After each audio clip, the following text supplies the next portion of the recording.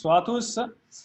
Bonsoir à tous. Merci d'être présents ce soir sur le thème de la performance, les paramètres liés à la performance, sport, e-sport, les paramètres qui sont liés. Aujourd'hui, ce soir, nous sommes dans les lieux de Match Event qui gentiment nous ont prêté leurs locaux. Voilà. Donc, tout d'abord, quelques mots sur l'agence e-sport. L'agence e-sport est une agence qui a 3 biais de fonctionnement au niveau du e-sport. Nous sommes d'abord accompagnateurs de start-up, accélérateurs de start-up au sein du village Baïséa. Nous sommes également un cluster d'entreprises, rencontre entre entreprises endémiques et non endémiques, et nous permettons également de faire des formations au sein des entreprises pour avoir la connaissance et utiliser la communication au sein du domaine et les synergies qu'il peut y avoir au sein du sport. Ce soir, je suis en compagnie de Fabien Pilar qui m'accompagne pour ce premier webinaire sur la performance. Nous allons donc parler de ces différents paramètres. La performance, le sport, l'e-sport, y a-t-il des points communs? Nous allons le voir, nous allons le découvrir tout de suite. Tout d'abord, quelques présentations. Nous avons plusieurs intervenants ce soir, dont Wesley Fofana, joueur de rugby professionnel, Reynald Choquet, qui est manager de performance au sein de Vitality, et Brian Savary, qui est coach FIFA au sein de Vitality. Donc, je vais les laisser se présenter. Brian, est-ce que tu peux te présenter, s'il te plaît? Ouais, bonsoir à tous. Alors, je me présente donc Brian Savary, j'ai 26 ans. Je suis, comme l'a très bien dit Mathieu, coach FIFA pour Vitality. J'ai été joueur aussi pendant très longtemps. J'ai été notamment 2 fois champion d'Europe et champion de France. Maintenant, au-delà de mon poste chez Vitality, j'ai aussi une deuxième casquette qui est sélectionneur de l'équipe de France de e-foot avec laquelle on a été champion du monde. Et voilà, grosso modo, je pense qu'on a fait le tour. Super. Reynald, est-ce que tu peux te présenter, Reynald Choquet, donc? Oui, bonsoir à tout le monde. Reynald Choquet, j'ai 45 ans. Je suis préparateur physique pour l'équipe professionnelle du Paris Volley et entre autres avec des expériences sur des équipes nationales comme l'équipe de France féminine et l'équipe de Macédoine, de volley aussi. Également nutrithérapeute et plus spécifiquement pour Vitality, je suis le manager du centre de la performance au Stade de France où on retrouve des équipes résidentes et des équipes qui viennent faire des stages, des bootcamps, où on met en place justement des facteurs de la performance. Voilà. Super, donc parfait. Wesley, est-ce que tu pourras te présenter, s'il te plaît? Oui, alors bonsoir à tous. Bon, moi, ça va être un poil plus court. Donc, Wesley Fofana, j'ai 32 ans et je suis joueur de rugby professionnel à l'ASM Clermont-Auvergne, au poste de 3 quarts centre. Voilà. Un jeune joueur plein d'avenir Voilà, on va qui dire débute ça. sa carrière. Je termine avec Fabien. Fabien, est-ce que tu peux te présenter, s'il te plaît? Oui, bonsoir à tous. Fabien Piard, donc médecin du sport. Je travaille avec Mathieu depuis plusieurs années dans le monde sportif. Et accessoirement, du métier de médecin du sport, je collabore avec des entraîneurs. Je suis aussi dans le domaine de l'entraînement sportif et je m'intéresse beaucoup à tous ces aspects de développement de performance, en plus du côté sanitaire qui est lié à la performance, plus particulièrement dans le sport, mais dans la vie en général. Voilà. Super. Donc, je vais me présenter pour terminer. Mathieu Catoën, donc je suis préparateur physique, je suis kinésithérapeute du sport à la base. J'ai travaillé dans le sport professionnel, notamment dans le rugby depuis 2005. Et je m'intéresse à tout un tas de domaines. Et effectivement, j'ai trouvé dans le e-sport des liaisons qui pouvaient se faire. Et on va en parler tout de suite. Je vais passer donc à la diapo suivante. Donc, les thèmes de la soirée, donc c'est la définition de la performance. Il est intéressant de savoir déjà qu'est-ce qu'on entend par performance. On va déterminer ensemble avec Fabien. Vous remarquerez par contre, on a déterminé une distance de sécurité, voilà, pour respecter les 1 mètre de distanciation sociale. Donc vous nous verrez avancer, reculer pendant la vidéo, c'est normal, c'est de manière à respecter les précautions sanitaires nécessaires. Pour en revenir au plan de la soirée, définition de la performance. Voilà, qu'est-ce qu'on entend par performance? C'est un terme qu'on utilise facilement, mais qu'est-ce que ça veut dire au fond? On aura également ressemblance sport e-sport, moins vraisemblable, moins probable. Quels sont les paramètres les moins liés entre le sport et l'e-sport? On a voulu mettre moins probable parce qu'on n'a pas voulu donner d'affirmation. On n'est pas là pour affirmer les choses, on est là pour donner un ressenti personnel de nos expériences. On est là pour partager des connaissances et avoir des retours par rapport à ça. Donc, véritablement, on n'est pas là pour instaurer un consensus, mais plutôt pour mettre en place un dialogue autour de ce qui nous semble logique, cohérent. Donc, on verra les paramètres biologiques, paramètres mécaniques, On verra par contre quelles sont les ressemblances probables entre le sport et l'e-sport.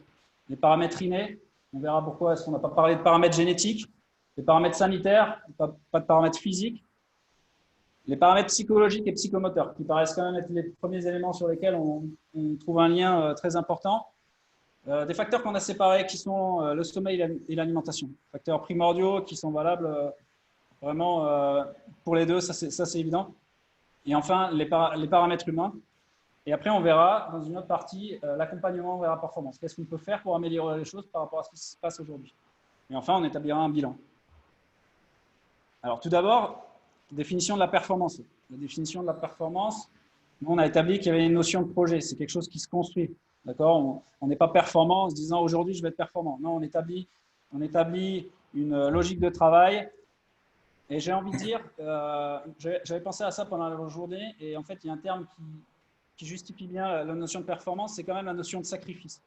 D'accord? On ne peut pas être performant si on ne fait pas à un moment donné un sacrifice de quelque chose. Puis, il y a une notion de progressivité, de maintien de la performance. Être performant, c'est pas, comme je disais, être performant une journée, c'est durer dans le temps. On a un bon exemple, Teddy Riner, qui tous les ans, c'est le numéro 1, 10 fois champion du monde. On a un autre excellent exemple qui est présent avec nous, c'est Wesley Fofana. Depuis 2013, il a toujours eu des sélections internationales. Voilà. Donc, c'est extrêmement important d'avoir dans cette notion de performance la notion de construction de projet. Fabien, est-ce que tu pourrais rebondir là-dessus et nous donner un petit peu ton sentiment?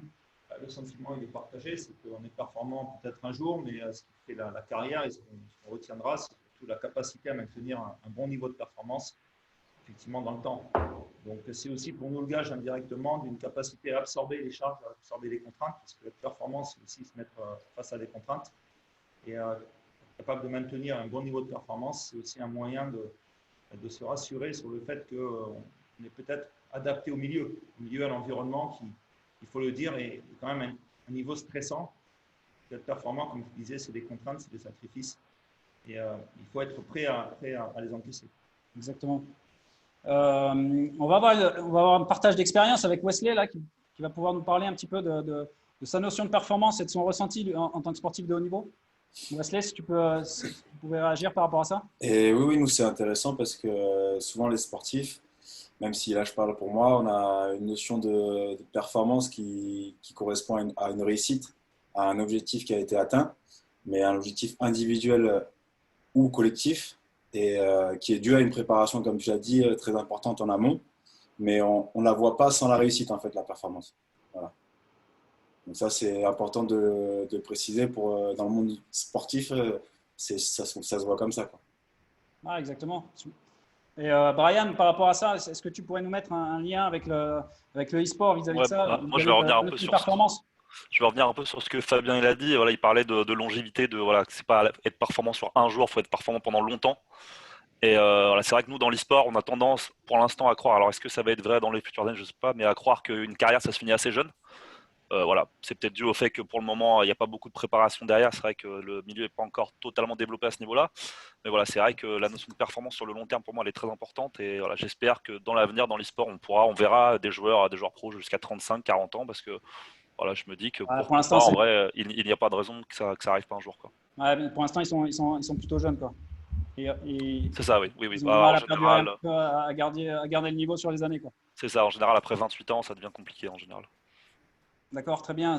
Reynald, est-ce que tu pourrais nous partager ton expérience par rapport à la performance? Je voudrais simplement rajouter une information sur ce que dit Brian. Effectivement, pour moi, il y a déjà un parallèle qui peut être fait avec le sport classique. C'est que aujourd'hui, effectivement, la carrière d'un joueur de e-sport ne dure pas en tout cas, on peu de joueurs à plus de 25 ans. Demain, il y en aura, c'est automatique. Mais ça n'empêche que, comme toute activité, même si c'est une activité qui peut être un peu plus neuronale que physique, on va en parler après, mais si on ne débute pas le jeu très jeune, ce n'est pas à 25 ans qu'on va se découvrir champion de gaming, quoi. Donc, il y a un travail aussi qui est fait dès le plus jeune âge. Et là, après, on va rentrer dans des notions d'inné, d'acquisition, de choses innées chez l'individu. Mais la pratique, il faut qu'elle commence très tôt si on veut développer des capacités de très haut niveau. Super. Non, tout à fait. Voilà, je crois que les idées qu'on a pu énoncer, elles se rejoignent hein, sur des points communs qui sont cette notion de projet, cette notion de durée. D'accord. C'est vraiment la notion de répétition de la performance qui est extrêmement importante. Donc, je pense qu'on a fait le tour sur cette idée. Ensuite, sur les ressemblances moins probables au niveau sport e-sport, c'est les paramètres biologiques. Là, je vais laisser directement Fabien, dont c'est la spécialité, parler du sujet. Oui, bon, on va aborder le problème très rapidement parce qu'on parle de ressemblance moins probable. Il est quand même assez, on va dire, intuitif de penser que les paramètres que sont les paramètres cardiaques, respiratoires, sanguins, tous ces paramètres biologiques hein, qui déterminent pas mal de performances sur le sport de terrain, en extérieur ou en salle, ces sports, on va dire, conventionnels. C'est des paramètres qui sont probablement bien moins liés pour la performance en e-sport et c'est peut-être intuitif, mais ça rejoint quand même une idée qu'on développera surtout tout à l'heure. Pour autant, faut-il les négliger? Et on en parlera sur la projection, on va dire, de la santé des e-sportifs, des pratiquants de e-sport. Ce sont des paramètres, pour autant, même s'ils ne sont pas déterminants dans la performance, qui ne doivent absolument pas être négligés, faute de quoi bien, on ne sera pas en adéquation sur la pratique de cette activité que le e-sport et la longévité dans la santé à long terme. Donc, ce n'est peut-être pas des paramètres de performance au sens strict, mais c'est des paramètres qu'il ne faut absolument pas négliger. Sans pour autant vouloir les développer à tout prix, il faut absolument les entretenir pour être, comme tout à chacun, en bonne santé et, si possible, en meilleure santé. Merci beaucoup, Fabien. On va ensuite passer aux paramètres mécaniques énergétiques. Alors, qu'est-ce qu'on a voulu dire par là? C'est véritablement, je dirais, l'élément habituel de la considération qu'on a du sport, c'est-à-dire le développement physique. Le développement physique, le travail de la masse musculaire, le travail de la force, l'endurance et la vitesse. On a mis ça de façon un petit peu moins importante, c'est-à-dire que c'est peut-être l'élément sur lequel il y aurait plus de liens. Alors, on n'a pas déterminé, on les a quand même mis dans les moins probables, en ressemblance sport entre l'e-sport et le sport. Pourquoi? Parce qu'on parle quand même de compétitions qui durent pendant une journée, plusieurs heures en continu, sur lesquelles les joueurs d'e-sport ont des activités très rapides. Donc, en fait, mais la mobilisation des membres n'est pas une mobilisation globale. On parle de masse musculaire, de force, c'est un développement athlétique complet. Mais sur le e-sportif, ces dominantes se font plutôt, bon, on avait dit de manière cérébrale, mais plutôt sur des mouvements fins. On en reparlera tout à l'heure sur ces mouvements qui sont des mouvements au niveau des mains, évidemment, et un maintien de la position qui demande une certaine endurance. Donc là, directement, on va avoir un spécialiste du domaine parce qu'il s'occupe directement d'une équipe sportive sur la préparation. C'est Reynald, est-ce que tu peux rebondir sur ce sujet? Alors, moi, je voudrais rebondir du coup sur les deux paramètres qui sont endurance et vitesse pour un tout petit peu montrer qu'il y a quand même c'est ce que expliquait tout à l'heure Fabien, qu'il y a quand même un lien. Le développement de la capacité aérobie va évidemment à l'anamnèse du jeu, c'est-à-dire où on peut passer des heures et que ça demande aussi une certaine concentration. Il y a une posture à avoir. Donc, du coup, ça va quand même permettre au corps et au cerveau d'avoir une meilleure résistance aux épreuves, de toute manière. Et ça va favoriser la récupération. Ça, c'est vraiment pour on est sur un biais santé, mais ça participe quand on est dans une activité qui demande une certaine intensité, même si elle est plutôt elle est physique un tout petit peu, même si on est des postures plutôt statiques. Mais en tout cas, au niveau du cerveau, on est en action type pilote de Formule 1 où il met le pied sur la pédale et il est à fond. Et le cerveau, c'est son réservoir. Et là, il dégomme. Donc, il faut aussi une certaine résistance et favoriser cette récupération. Et ça passe aussi par une capacité aérobie globale du corps. Ça, c'est pour le premier point. Pour le deuxième, on se doute, même si évidemment, c'est plus réduit puisque ça se passe au niveau des mains. Mais le développement de la vitesse de réaction et de la vitesse gestuelle à travers différents outils. Et je vois qu'il y a certaines personnes qui sont là avec qui j'ai ça agit, ça commande tout de suite. Ouais. Donc, du coup, et je vois qu'il y a des personnes avec qui j'ai déjà testé certaines choses où justement, on va essayer de favoriser cette vitesse, tout ce couplage perception-action, donc cette vitesse, cette information, cette ce choix, cette décision et derrière la réaction avec cette vitesse gestuelle. Donc elle est pas complètement en dehors du joueur de gaming actuel, professionnel. Juste un détail par rapport à la notion précédente, si tu veux bien, Mathieu. Il y a la notion d'endurance au sens biologique, hein, strict dans les sports d'endurance comme la course à pied, le vélo, ce que vous voulez. Autant, c'est peut-être quasiment sûr, on n'en est pas trop certain, mais on pense que ce n'est pas le cas. Ça ne sert à rien de polariser le développement de la capacité aérobie pour la performance stricte en endurance. Autant, ce qui est clair, et ça, beaucoup d'études neurobiologiques le montrent, si vous n'avez pas une capacité aérobie suffisante, vous perdez de la plasticité cérébrale. Là, je ne vous parle pas d'athlètes, je vous parle de populations communes, notamment d'enfants, par exemple. Quand on raisonne sur la capacité d'apprentissage, je vous parle de vieillissement, quand on raisonne sur le risque de démence. Autant, ça ne sert à rien d'avoir un VO2 max, pour ceux qui connaissent une VMA de marathonien, pour faire du e-sport ou pour être capable d'avoir une plasticité cérébrale. Autant, si vous n'avez pas suffisamment, là, par contre, vous avez moins de réponses face à des situations qui sont censées vous faciliter le développement, la plasticité. Vous considérez que c'est la base. Voilà, la plasticité cérébrale dont on parlera tout à l'heure. Donc, autant, il ne faut pas en avoir beaucoup sous le coude d'un point de vue d'endurance, autant si vous n'en avez pas assez, donc en clair, une hygiène de vie satisfaisante pour maintenir cet élément-là, vous êtes moins bon répondeur à ce que vous allez chercher à développer. Donc, on revient toujours sur la même idée, il faut une bonne base. Et ça en fait partie. Ce n'est pas un facteur de performance, mais c'est indispensable au développement. C'est pour ça qu'on l'avait placé dans les éléments moins probables et donc on l'avait défini dans ces deux paramètres qui semblaient le moins liés entre les sportifs et l'e-sport. Par rapport à ça, Brian voulait ajouter quelques éléments sur les éléments d'endurance liés aux joueurs par rapport au type de compétition. Brian, si tu peux… Je vais dire quelque chose de tout bête, hein, mais c'est vrai que la notion d'endurance, on ne se rend pas compte. Bon, c'est sûr que voilà, on court pas 10 km, mais c'est vrai que voilà, moi j'ai fait des tournois sur 2 jours où vraiment tu dois être là-bas de 9h du matin jusqu'à 19-20h le soir. Bon, tu as des phases d'attente, mais même les phases d'attente, des fois, sont un peu fatigantes parce que tu as envie de jouer, tu es dans l'attente d'un truc. Et ouais, c'est vrai que tu finis ta journée, c'est bête ce que je vais dire, mais je suis en sueur, quoi. Vraiment, j'en peux plus. Et vraiment, c'est quand même une notion qui est différente de la notion d'endurance dans le sport, mais elle est quand même présente.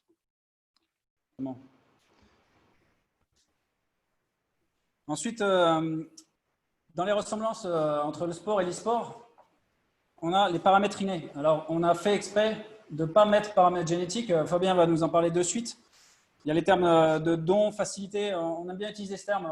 On dit souvent, tiens, lui, il a des facilités. Il a une prédisposition à ça. Il est facile dans ce sport. Il a pratiqué depuis une année et déjà, il a des qualités qui sont incroyables. On a regroupé ça dans ces idées-là, dans le fait que les paramètres sont des paramètres à qui, Fabien va nous en parler. Bon, là encore, hein, c'est probable parce qu'on n'a pas d'études qui permettent de le montrer, hein, mais on pense vraiment que voilà, on a ou on n'a pas des dons, une facilité, une prédisposition. Et ces éléments, on va dire, primitifs de la notion de performance ou de la réponse à l'entraînement, dans une dynamique donnée d'entraînement, ils sont sous-tendus par votre carte, par votre génotype, par votre équipement génétique.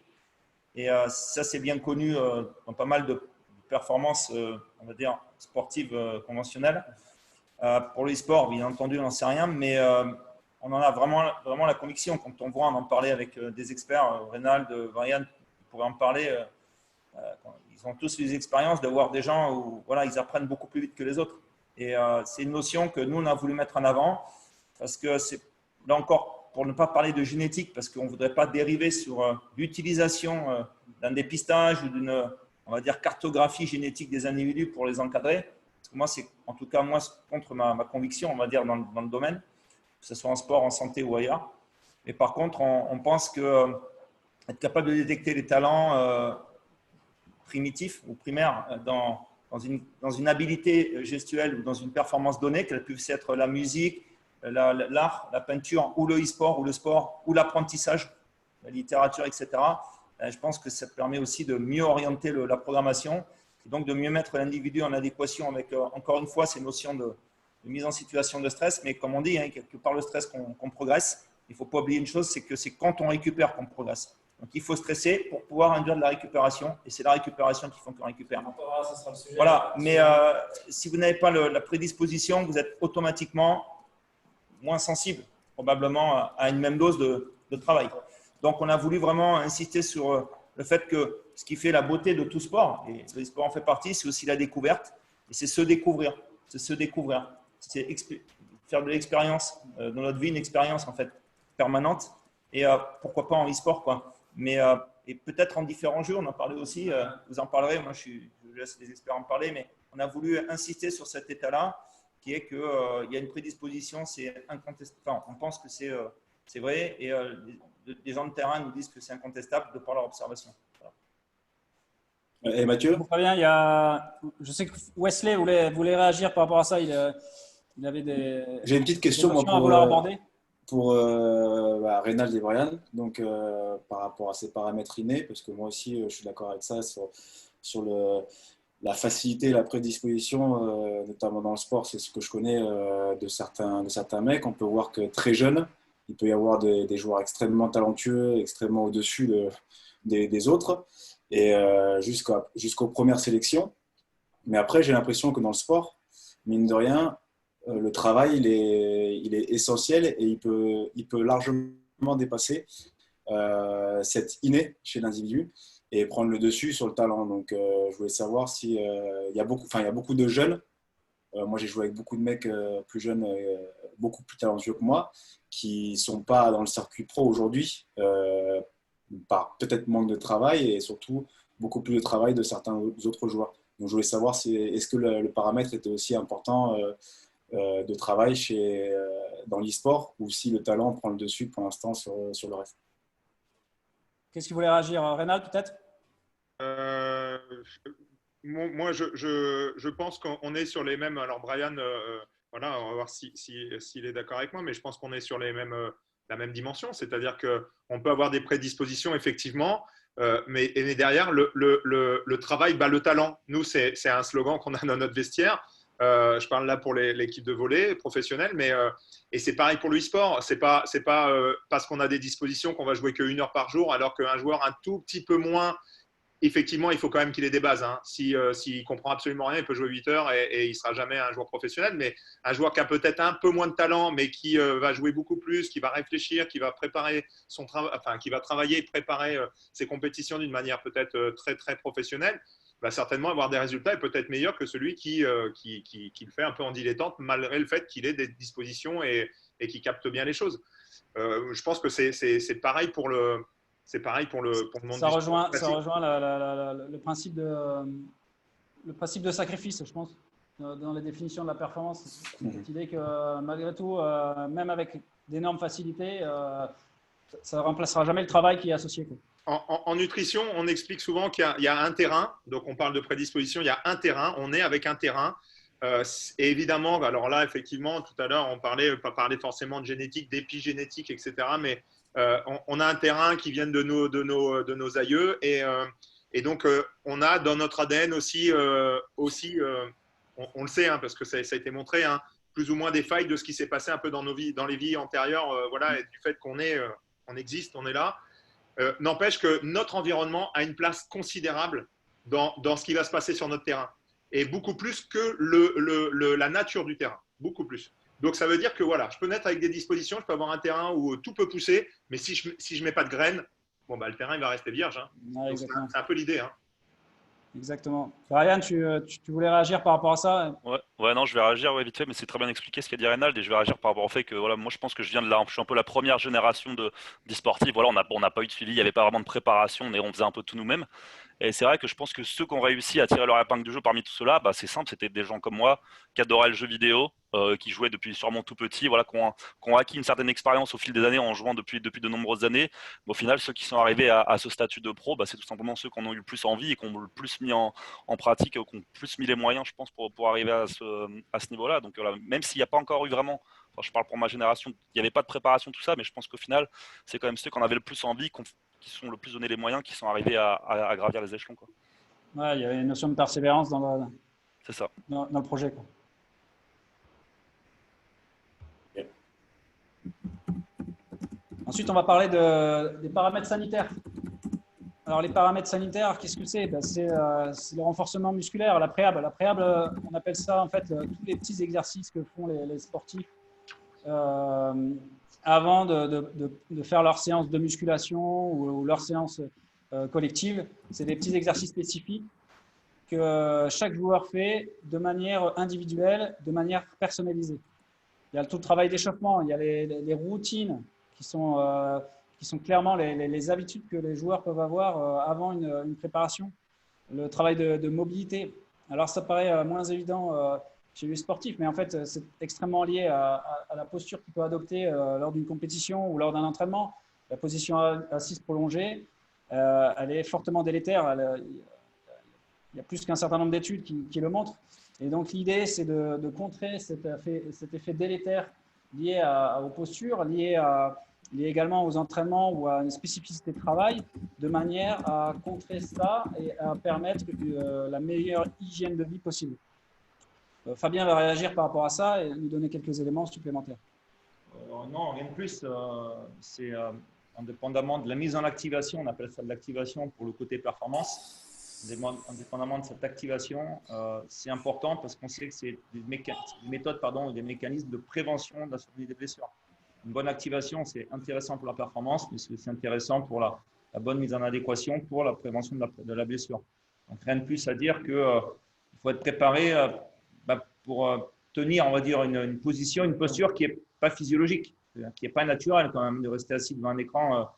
Ce n'est pas quelque chose qu'on a en nous de façon phylogénétique. Et on n'est pas prêt à ça. On n'est pas câblé au niveau musculaire et au niveau énergétique et autres pour rester comme ça. Il y a le corollaire avec l'activité professionnelle sur laquelle on a une position assise prolongée. Donc, c'est toutes ces activations qu'on aura préparées, c'est autant de temps et autant de sécurité qu'on aura en plus pour limiter le risque. On n'annule jamais un risque, on est bien d'accord, mais l'idée, c'est de bien faire passer le message que plus on a de moyens, moins on prendra de risques. Voilà. Exactement. Wesley, est-ce que tu pourrais nous donner un petit peu tes habitudes, tes routines personnelles, peut-être pas tes préalables, mais en tout cas, les habitudes que tu peux avoir, que ce soit pendant la semaine ou pendant un match? Non, mais pour nous, c'est des paramètres ultra importants. On ne peut pas faire sans, c'est indispensable pour nous.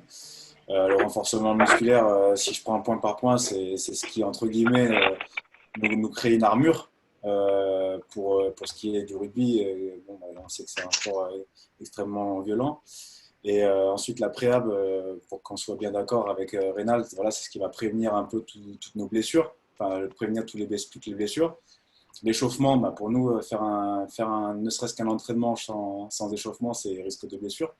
Nos routines, elles sont intéressantes, surtout mentalement pour nous, pour rentrer dans l'entraînement, rentrer dans le match, avoir nos habitudes. Je pense que pour l'humain, c'est important.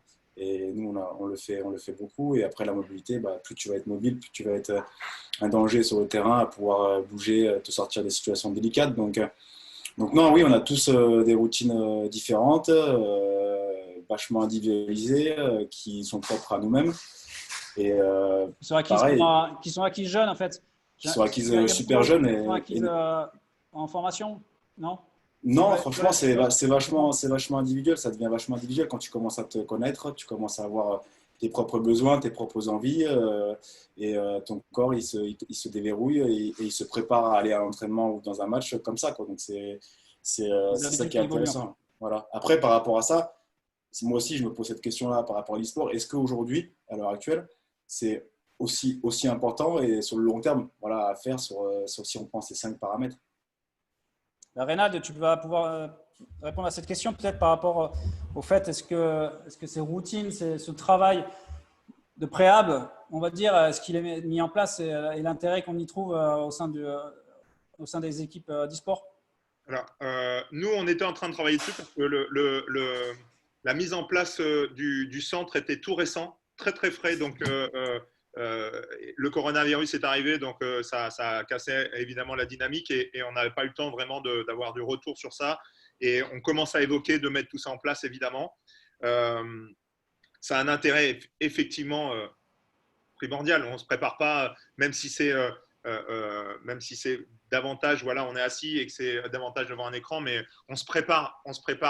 Et là, dans ces paramètres-là, je rajouterai 2 choses qui rentrent dans ces routines, mais et qui vont être prégnantes comme un sport collectif, hein, c'est-à-dire qu'on se prépare mentalement. Wesley, je pense que dans le vestiaire, même s'il est en train de mobiliser ses groupes musculaires, il se prépare au combat. Il se prépare. Il y a le discours du coach, il y a individuellement aussi ce que j'ai à faire, l'engagement que je vais y mettre, etc. Donc, pour le joueur le joueur de e-sport, c'est exactement la même chose. Il va falloir qu'il se prépare mentalement, qu'il chauffe un peu son cerveau et qu'il rentre en mode performance, combat et y aller pour gagner. Ouais, Donc, bien sûr, c'est un conditionnement. un conditionnement, ça fait il y a dans partie la de préhab routine. et dans les routines, justement, peut-être un mode réflexe qui permet en fait de mettre en place sa routine Exactement. mentale pour commencer à se préparer à rentrer dans le match. Ce qui se passe clairement pour les joueurs et chez les sportifs, juste avant la compétition, on a sa petite habitude, le strap pour le joueur Ouais, c'est ça. pour le joueur de rugby. On peut mettre des routines collectives comme individuelles, et quand on va jouer, si on fait une finale, Brian pourra le confirmer, mais il y a certains jeux, si on fait des finales, devant un stade entier où il y a 10, 15, 20 000 personnes, c'est pas comme si je jouais au fin fond de ma province et qu'il n'y a personne autour du stade, hein. Bien sûr. Donc là, il y a une pression, il y a un regard, voilà. Donc ça met de la pression et il faut gérer ça, il faut gérer son stress, il faut gérer ses émotions. Donc tout ça, ça fait partie de routine qu'on met en place pour se préparer. Alors ça se prépare à l'entraînement, mais évidemment, c'est pour la compétition. La deuxième chose, je voudrais parler aussi, parce que évidemment, on entend bien par renforcement musculaire, on peut parler de tous les muscles posturaux, fixateurs, etc. Plutôt sur les membres du haut du corps, on se retrouve assis, donc on peut un peu s'avachir. Donc l'idée d'avoir une posture quand même qui permette d'être entre guillemets dynamique, mais de ne pas se laisser aller. Ça paraît très logique certainement pour toutes les personnes qui nous écoutent. Mais un des sens qui est quand même le plus prégnant, c'est les yeux. Et je pense à Nicolas qui est avec nous ce soir, avec qui on a testé des protocoles aussi et qui met en place sur l'échauffement au niveau des muscles des yeux. Pour préparer aussi à cette élasticité, à cette vitesse, à ce réveil de tous ces muscles de l'œil, puisque ça va être quelque chose où si vous regardez, voilà, vous regardez certainement par vidéo, mais pour se retrouver à côté, ça va dans tous les sens. Les yeux vont très très vite, il faut qu'ils captent l'information, et on l'a testé justement entre moi qui n'est pas un joueur de e-sport et des joueurs qui ont un niveau mondial. On voit que ça réagit beaucoup plus vite, ça capte plus vite l'information. Donc ça s'échauffe comme toute autre partie du corps. Bien sûr. Merci beaucoup, Ronald.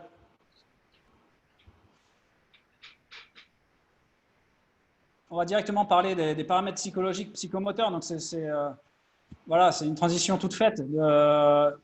Qu'est-ce qui est important également, c'est le travail du cerveau, donc le travail oculomoteur, le travail au niveau des émotions, c'est-à-dire comment se ressent le joueur, le e-sportif, le sportif avant la compétition, et puis gérer ça dans l'ensemble de la saison, déterminer des choix d'action, de décision par rapport à un travail spécifique, notamment, tu viens de le dire, Reynald, le travail de l'œil, le travail oculomoteur, améliorer son champ visuel. C'est évidemment extrêmement important dans le sport et dans les sports. Les apprentissages, la façon d'appréhender les entraînements, la façon de s'entraîner. Avant, on utilisait beaucoup le volume de travail. Aujourd'hui, on est plutôt dans le qualitatif. Donc, on cherche à utiliser, à être le plus efficace possible sur le temps imparti. Ça, c'est une notion, je pense, qui est essentielle également aujourd'hui, parce que les staffs s'étoffent de manière énorme, mais le temps alloué pendant la journée, lui, n'est pas extensible. Donc, il faut être le plus précis, prendre les meilleurs éléments. On pourra rebondir aussi avec les data analystes. C'est le fait d'analyser l'ensemble des informations qu'on a sur le joueur et d'en ressortir les éléments intéressants, les éléments utiles qui vont être un facteur déterminant dans la performance. Reynald, est-ce que tu peux nous faire une suite là sur le paramètre psychologique, psychomoteur, sur ces éléments-là? Bon, on en a parlé un tout petit peu déjà sur des routines, effectivement. Et donc, ça revient à ce que j'expliquais juste avant, hein. Il y a une vraie préparation. Et donc, on peut travailler, nous, en tout cas, sur nos paramètres psychologiques. On parle de préparation mentale, un peu plus précisément, mais sur la motivation, la confiance en soi, sur la gestion du stress, la gestion des émotions. On utilise, nous, des techniques qui viennent des TOPS, ce qu'on appelle des TOPS, des techniques d'optimisation du potentiel, où effectivement, on utilise beaucoup d'outils comme de la visualisation, tout ce qui est préparation mentale à la réussite. Voilà, il y a beaucoup de techniques qui peuvent être utilisées. On parle de la méditation aussi, peut-être. Comment ? On parle de la méditation aussi comme élément. On peut parler de la méditation, on peut parler en fait, on peut scinder. C'est un monde, hein, la préparation mentale, c'est-à-dire qu'il y a tout ce qui peut être aussi individuel, parce qu'il y a des choses à régler chez certains joueurs qui, eux, rencontrent des difficultés à tel moment dans leur pratique. On peut travailler sur de la relaxation après des épreuves. On peut travailler aussi sur des modes de récupération entre rounds selon les jeux. Il y a beaucoup de paramètres qu'on peut faire. On peut faire de la préparation collective comme on peut faire de la préparation individuelle. Le e-sport est un domaine, en tout cas, qui se prête à 100% évidemment à ces techniques-là.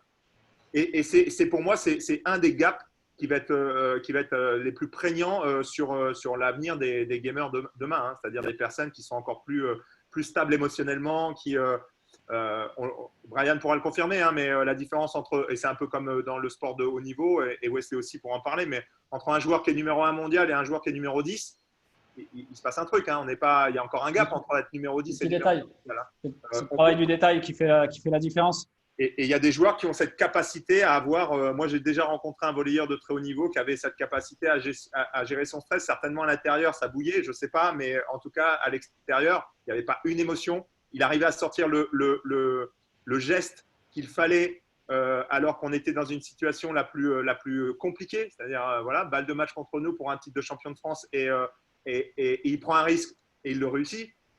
Faut en avoir quand même. On va dire c'est le facteur X qui fait la différence sur ces joueurs-là, probablement. Et donc, chez les gamers, c'est pareil. C'est pareil. Il y a un moment donné, il y a un joueur, il va tenter quelque chose peut-être au dernier moment et c'est pas… il y a un calcul, même s'il peut être inconscient, mais il y a quelque chose. Voilà. Donc, il y a des joueurs qui ont des profils où ils gèrent mieux. Donc, la préparation mentale et le fait de les progresser. Je pense encore au sport traditionnel, mais Teddy Riner est suivi depuis adolescent par quelqu'un mentalement. Donc, on n'arrive pas au plus haut niveau. Et là, en plus, on a un exemple parfait avec lui parce que multiple champion du monde et olympique. Voilà, la réussite. Pour avoir parlé entre nous, entre la performance et la réussite, c'est vrai que quand on continue à être performant dans le temps, il n'y a pas de hasard. Hein. C'est qu'il y a des choses qui sont aussi préparées. On en revient au travail, hein, ce qu'on expliquait tout à l'heure. Donc les facteurs psychologiques sont primordiaux. Sont primordiaux pour les gamers. Bien sûr, Brian, ton sentiment là par rapport à ça? Ouais, moi je vais revenir sur l'aspect surtout mental. Voilà, c'est vrai que moi je suis un expert surtout de FIFA, même si je connais un petit peu les autres jeux e-sport. Voilà, je suis vraiment un expert de FIFA. FIFA, c'est un jeu qui à l'heure actuelle, voilà, le niveau comme disait Renan, entre le top 1 et le top 10, il est en termes de niveau pur, de talent, en termes de jeu. Je pense que les 10 peuvent avoir le même niveau et jouer au même niveau. Et ce qui fait les différences dans les grands tournois, dans les grandes rencontres, c'est là-haut, quoi. Et ouais, c'est vraiment un paramètre qui est ultra important. Et voilà, on avait eu la chance, nous, avec Rénal, de travailler un peu ça avec André avant d'aller à la E-Nations Cup l'année dernière avec l'équipe de France. Et voilà, bon, on pourra la refaire 15 fois la compétition, peut-être qu'on la gagnera pas à tous les coups, même avec André et Reynald, hein, mais pour le coup, cette fois-là, ça a marché. Et voilà, on a été au bout. Donc voilà, est-ce que ça a joué? Très certainement. Et je pense que c'est la partie mentale sur ce jeu, elle est vraiment extrêmement importante et voire même la plus importante pour moi à l'heure actuelle. Donc c'est vraiment quelque chose qu'il faut travailler et qu'il faut que l'e-sport en général arrive à mettre de plus en plus en place. Wesley, merci beaucoup, Brian. Wesley, par rapport à ça? Non, moi, là, il y a tout qui a été dit. Je peux pas rajouter grand-chose. Je suis entièrement d'accord avec eux. Et Rénal, il a parlé aussi par rapport au sport, donc il a tout à fait raison. Bon, parfait. Ouais, je voudrais juste pour essayer d'appuyer sur l'élément émotionnel. Je pense qu'aujourd'hui, en 2020, que ce soit pour le sport ou tout un tas de situations, il faut sortir du cadre où la gestion des émotions peut être perçue par, on va dire, la personne non familiarisée comme étant une situation qu'on peut peut-être régler par simplement une discussion, une écoute bienveillante, etc.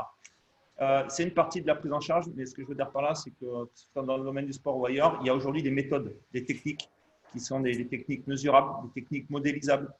Vous parliez, Bernal parlait tout à l'heure de TOP, on peut aussi invoquer les TCC, le MDR, on peut invoquer les cohérences cardiaques. Ouais. C'est des techniques qui sont modélisables. Je dis ça parce que moi, dans mon métier de médecin du sport, je ne suis pas un spécialiste du soin au sens, pas du tout de soins traumato. Moi, je suis plus dans l'approche modélisation, détermination des paramètres biologiques et mesure et derrière programmation. Voilà, programmation. Donc, je suis assez basé, je suis très friand de tout ce qui est métrique, tout ce qui est mesure, tout ce qui est connaissance de l'individu. Et ces méthodes, qui sont des méthodes qui gèrent, qui permettent aux individus de vraiment gérer l'émotion, c'est des méthodes qu'on peut appliquer, qui se quantifient, que l'individu peut s'approprier. Et je pense qu'il faut sortir du cadre qui est très important hein, quand même, du cadre de l'écoute et de la bienveillance, qui est à la base quand même de l'approche de la régulation émotionnelle, mais qu'il faut aujourd'hui savoir s'entourer de ce type de méthode parce que c'est un petit détail, certes, mais un petit détail, plus un petit détail, plus un petit détail, c'est ce qui fait, tu en parlais Reynald et Brian aussi, c'est ce qui fait que tu vas être au top 10 ou au top 1 le jour J peut-être. C'est le petit détail qui fait la différence. Parce qu'on est bien d'accord que globalement, la différence, elle ne se fait pas que sur les paramètres communs. Voilà. Ce que je voulais dire, c'est ça, c'est que l'aspect émotionnel est très, très important. Très important et si on n'y arrive pas, il y a des méthodes. Il faut aller juste voir les spécialistes et ceux qui maîtrisent ces méthodes. Merci beaucoup Fabien pour ces précisions. C'est vrai que c'est extrêmement important de quantifier ça et d'aller voir un spécialiste de chaque élément, de chaque domaine pour pouvoir être le plus performant possible. Élément extrêmement important, le sommeil. Le sommeil, l'endormissement, la qualité, la quantité, la synchronisation. Peut-être un élément différencié chez les sportifs, étant donné les jeunes joueurs, enfin, les joueurs de la génération précédente qui n'avaient peut-être pas ces notions. C'est l'image qu'on avait. Le sportif, c'est celui qui fait une LAN jusqu'à 5 heures du matin. Une LAN, pour ceux qui ne connaissent pas trop, c'est le petit jeu en réseau, mais de manière locale. C'était vraiment cette image voilà, du gamin qui ne dort pas de la nuit de plusieurs jours d'affilée en restant sur un jeu. Et c'est le facteur qui doit évoluer dans le milieu, qui est en train d'évoluer, qui pour certaines équipes a complètement évolué. Comme disait Fabien, il faut pouvoir mesurer ça. Donc, en quantifiant la qualité du sommeil, en vérifiant que chaque phase du sommeil, elle est déterminée là sur le schéma que vous avez, les différents stades de sommeil, et améliorer cette qualité. Il faut bien sûr individualiser cette prise en charge, car tout le monde n'a pas besoin du même nombre d'heures, mais il y a quand même un minimum quantifiable nécessaire pour une bonne synchronisation, une bonne capacité de récupération. Parce que l'entraînement, c'est un facteur extrêmement important, évidemment, mais le sommeil est tout aussi important que l'entraînement, à part égale, voire peut-être plus important pour améliorer les qualités de synthèse protéinique, le repos au niveau du cerveau. Fabien nous parlera d'une étude, la plasticité neuronale. Fabien nous parlera d'une étude qui a démontré l'importance du sommeil. Je laisse la parole à Fabien qui va nous expliquer ça. Non, mais c'est juste pour dire que le sommeil, c'est important, parce que comme on le disait tout à l'heure, c'est pendant la récupération qu'on progresse, y compris sur les aspects neurologiques, les aspects d'engrammage, d'apprentissage, la capacité de récupération. Et l'étude dont parlait Mathieu, c'est une étude dont on a parlé quand on a préparé le webinaire. Il y a aujourd'hui une suspicion que le sommeil permet d'améliorer le drainage lymphatique du cerveau. Et de la même façon qu'après une grosse séance, Wes, il va mettre des bas de contention pour essayer de dégorger les masses musculaires endolories par les squats que Reynald lui aura proposé de faire. Ces éléments-là de récupération, on va dire, du milieu intérieur de votre cerveau, en l'occurrence tout le milieu dans lequel baignent vos cellules. Aujourd'hui, on a des méthodes scientifiques pour suggérer que probablement quand vous avez un bon sommeil en qualité, en quantité, et ça permet d'améliorer ce renouvellement, on va dire, de l'ambiance neuronale de votre cerveau, ce qui fait la qualité derrière de la progression et du maintien de votre capacité neurologique et donc de vos apprentissages. Donc, c'est très, très important. Et encore une fois, le message, c'est pendant qu'on récupère, qu'on progresse. Donc, il faut absolument savoir récupérer et au bon moment et correctement. Brian, par rapport à cette vision, est-ce que tu es en accord là sur le fait que peut-être sur la génération la plus ancienne, la génération actuelle, ils avaient moins ces notions de prise en charge du sommeil et avaient peut-être plus l'habitude de jouer tard? Ouais, non, clairement, c'est vrai que moi j'étais de cette génération, clairement, et c'est vrai que voilà, il y avait aussi un gros problème à l'époque, et c'est peut-être encore le cas sur certains jeux encore, c'est qu'en fait, à l'époque, quand tu voulais t'entraîner, tu voulais jouer contre des bons joueurs forcément, et en fait, tous ces bons joueurs, ils se couchaient tous tard et ils jouaient très très tard. Donc, en fait, ça fait qu'on s'est un peu tous engrainés un petit peu mutuellement dans ce rythme-là. Et c'est vrai qu'on se couchait tous très très tard, on jouait jusqu'à très tard. Et voilà, c'était peut-être pas une Ouais, bonne c'est un chose. cercle vicieux et tu es C'est pris ça, dans ce rythme-là. exactement. Mais c'est vrai que voilà, maintenant à l'heure actuelle, on commence à avoir conscience de ça. Il y a des équipes qui commencent à être très cadrées, on fait attention à tout ça et ça commence à se réduire un petit peu. Après, voilà, il y a différentes évolutions, on le disait, mais sur certains jeux, il y a des jeux qui sont un peu plus avancés que d'autres, comme Counter-Strike et League of Legends. FIFA, voilà, c'est encore un peu en retard à ce niveau-là. Et c'est vrai que nous, on a la chance chez Vitality d'être, je pense, une des seules équipes Ouais, qui va avoir un vrai suivi prochainement. Et c'est vrai que voilà, sur FIFA, c'est encore un peu compliqué à l'heure actuelle, mais il y a des jeux où voilà, cette notion de sommeil, tout ça, elle est vraiment très très bien mise en place. Je pense notamment à Counter-Strike où on a une très bonne équipe et un excellent manager derrière eux et je pense qu'ils gèrent très bien tout ça. Donc non, je pense que c'est une notion dont on a de plus en plus c'était lié peut-être conscience. aussi à la programmation, la programmation des jeux qui se faisaient les compétitions qui se faisaient le soir et voire la nuit, quoi. Les compétitions se feront rarement la nuit, hein. En général, en LAN, c'est plutôt la journée, mais c'est vrai qu'il y a des tournois en ligne qui pouvaient parfois avoir lieu le Ouais. soir. Voilà. C'est vrai qu'à l'époque, comme on n'était pas forcément tous dans un milieu professionnel, ils n'allaient pas foutre des compétitions en ligne en pleine journée parce que les gens en général avaient un travail à côté. Donc c'est vrai que ça se déroulait plutôt le soir. Et c'est vrai que voilà, c'est une tendance quand même qui tend à changer et on a de plus en plus conscience de cette notion. Ouais. D'accord, merci. Merci beaucoup, Brian. Autre élément important, l'alimentation. L'alimentation, la prise alimentaire, la qualité, la quantité, le plaisir. Voilà, toutes ces notions avec la pyramide alimentaire que vous pouvez voir. C'est un facteur également extrêmement important de la performance parce qu'il faut nourrir ses muscles, il faut nourrir ce cerveau, il faut le nourrir au même titre que la préparation a évolué de volume à la qualité. Sur l'alimentation, c'est exactement la même chose. On n'est pas passé d'une… En tout cas, on a évolué vers une qualité de l'alimentation avec des éléments précis, des éléments de test, une évolution dans la prise en charge avec notamment la micronutrition, la chrononutrition, tous ces éléments-là qui ont permis d'être le plus précis possible en fonction des besoins. Il est bien évident que les besoins d'un marathonien ne sont pas ceux d'un sprinter. Les besoins en protéines, en graisse, en oméga 3 spécifiquement, en végétaux, etc., ne sont pas les mêmes en fonction de la pratique. Et donc, aujourd'hui, au niveau alimentaire, on arrive à avoir des profils extrêmement précis du joueur de manière à lui fournir la quantité nécessaire à son activité, de manière à ne pas l'alourdir dans les cas où dans les ultra-trails, par exemple, où il a besoin d'avoir un poids extrêmement bas, dans le cyclisme particulièrement, où on a vraiment un dosage pas au sucre près, mais presque. Et tous ces éléments sont un facteur fondamental de la performance. Fabien, Non, je vais donner aucune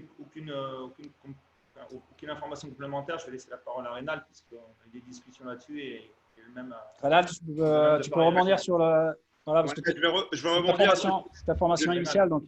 Ouais, et je vais faire un petit bond en arrière parce qu'il y avait deux, trois notions et j'ai vu un message passer qui sont intéressantes aussi à parler pour le sommeil. Donc, je peux me permettre, Mathieu, de revenir. Ah, bien sûr. Et il va avoir la slide sur le sommeil. Une vraie transition avec la nutrition, justement.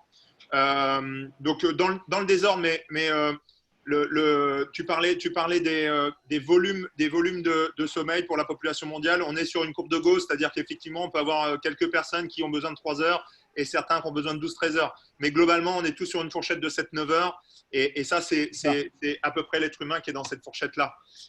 Donc l'idée, c'est de se connaître pour exactement savoir si on est plus sur 7 heures, 7 heures et quart, 7 heures et demie. Il y a des techniques pour ça. Donc, je ne rentrerai pas dans le détail, mais effectivement, l'idée, c'est de se rapprocher le plus possible de sa propre mécanique de sommeil, entre guillemets. Vers quelle heure à peu près je commence à piquer du nez, à être fatigué et à quelle heure je suis entre deux de cycles pour pouvoir me réveiller avec beaucoup d'énergie. On peut se réveiller une demi-heure après par son réveil, alors qu'une demi-heure avant, on serait levé avec de l'énergie. Bon, ça, c'est déjà des choses à savoir et que nous, on est en train de mettre en place aussi pour les joueurs. Ensuite, effectivement, on peut avoir des compétitions tard le soir et donc du coup, après, ça c'est des données incompressibles. Donc, dans l'idée, c'est de se dire comment on adapte le lendemain, sachant qu'il faut essayer de ne pas dérégler son sommeil. Il ne s'agit pas de se dire, OK, tu t'es couché à 2 heures. Dans l'idéal, c'est ça. Hein. Tu t'es couché à 2 heures, bah, tu peux dormir jusqu'à midi. Non, midi, ça veut dire que ça va décaler après, au fur et à mesure. Donc, l'idée, c'est de se dire, OK, tu te lèves quand même à 8 heures, tu vas être certainement un peu fatigué quand tu vas te lever, mais derrière, on va mettre une petite sieste réparatrice dans ta journée, et quand tu vas arriver le soir, tu vas te retrouver sur un cycle classique. Donc, ça, c'est des vraies techniques aussi qui sont employées dans le haut niveau pour essayer qu'il n'y ait pas de dérèglement. Et c'est un peu la même chose et c'est le post qui était tout à l'heure envoyé, c'est le fait que les gamers voyagent aussi ou alors rencontrent des joueurs qui sont à différents endroits de la planète. Mais quand on voyage, on a du décalage horaire, on a du jet lag. Et l'idée, c'est la même chose. C'est d'essayer, il y a des techniques particulières aussi pour essayer vraiment de s'adapter au plus vite possible. Retrouver un rythme. Selon combien de jours on est parti, on part moins de 3 jours, on garde son rythme de chez soi. On part plus de 3 jours, il va falloir recaler et le plus tôt possible se mettre au fusion horaire dans lequel on est. Donc voilà, c'était le troisième paramètre. Et le dernier, et on va pouvoir faire cette transition avec la nutrition, c'est que la qualité du sommeil. Donc le sommeil est un élément majeur de la santé, clairement. Je ne vais pas, parce qu'on passerait une journée entière à parler du sommeil et de ces problèmes en manque de sommeil, toutes les maladies qui sont engendrées dues au manque de sommeil. Mais pour favoriser en tout cas et avoir un sommeil le plus réparateur, le plus profond et pouvoir justement engager une nouvelle journée avec le plus d'énergie, l'alimentation est un élément aussi majeur pour pouvoir s'endormir. Et donc, on parlait tout à l'heure voilà, on a cette pyramide-là. Il y a des choses qui perturbent le sommeil. Donc, je vais être cash tout de suite. Il y a des aliments qui sont pro-oxydants, pro-inflammatoires, et on parle de la viande en particulier. Donc, si on peut éviter la viande le soir, on le fait, on enlève la viande le soir. Ça va éviter du coup d'amener, parce que c'est un côté excitant. Il y a des choses dans la viande qui font que, et il y a beaucoup de choses qui sont négatives, mais ça évite le précurseur de la dopamine qui est un élément du réveil. Ouais, ça bloque le passage du tryptophane qui est un précurseur de la sérotonine, qui lui-même est un précurseur de la mélatonine, qui est l'hormone, qui est le neurotransmetteur qui permet de s'endormir. Donc, si vous bloquez le passage de ces neurotransmetteurs, vous empêchez, vous êtes excité, vous n'avez pas envie de dormir. Alors, c'est très bien si j'ai une compétition à 1h du matin. Je me mange une viande rouge à 21h le soir, je sais qu'à 1h du matin, je ne vais pas avoir envie de dormir. C'est à peu près ça. Hein. Donc, l'idée, c'est d'amener une alimentation qui est la plus végétale possible, qui est sur des glucides lents parce que ça va permettre d'avoir aussi une glycémie basse et de préparer aussi et d'avoir de l'énergie en tout cas pour la nuit et le lendemain. Et il faut savoir une chose, c'est que donc, quand je parle de glucides, derrière ça, c'est du glucose. Le cerveau fonctionne avec du glucose. Donc, si on veut aussi que ça fonctionne bien et qu'il y ait plein de choses qui se passent la nuit, il faut quand même l'alimenter. Si après, je ne parle plus du sommeil, mais je parle de l'alimentation classique, il est important aussi de pouvoir travailler aussi, puisqu'on utilise énormément son cerveau. Et son cerveau, c'est aussi des cellules. Et ces cellules, elles ont besoin d'avoir certains aliments, puisque tout se régénère dans le corps, pour qu'elles soient les plus efficientes et efficaces possibles. Donc, effectivement, Mathieu, tu as parlé d'oméga 3.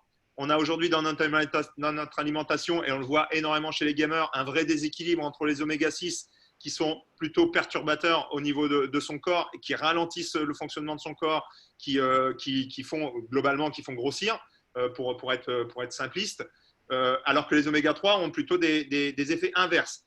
Et aujourd'hui, on a un rapport à peu près de 18 entre oméga 6 et oméga 3 dans notre alimentation, et l'idée, c'est d'avoir à peu près un rapport de 4. Okay, c'est le rapport qu'on peut trouver dans la population.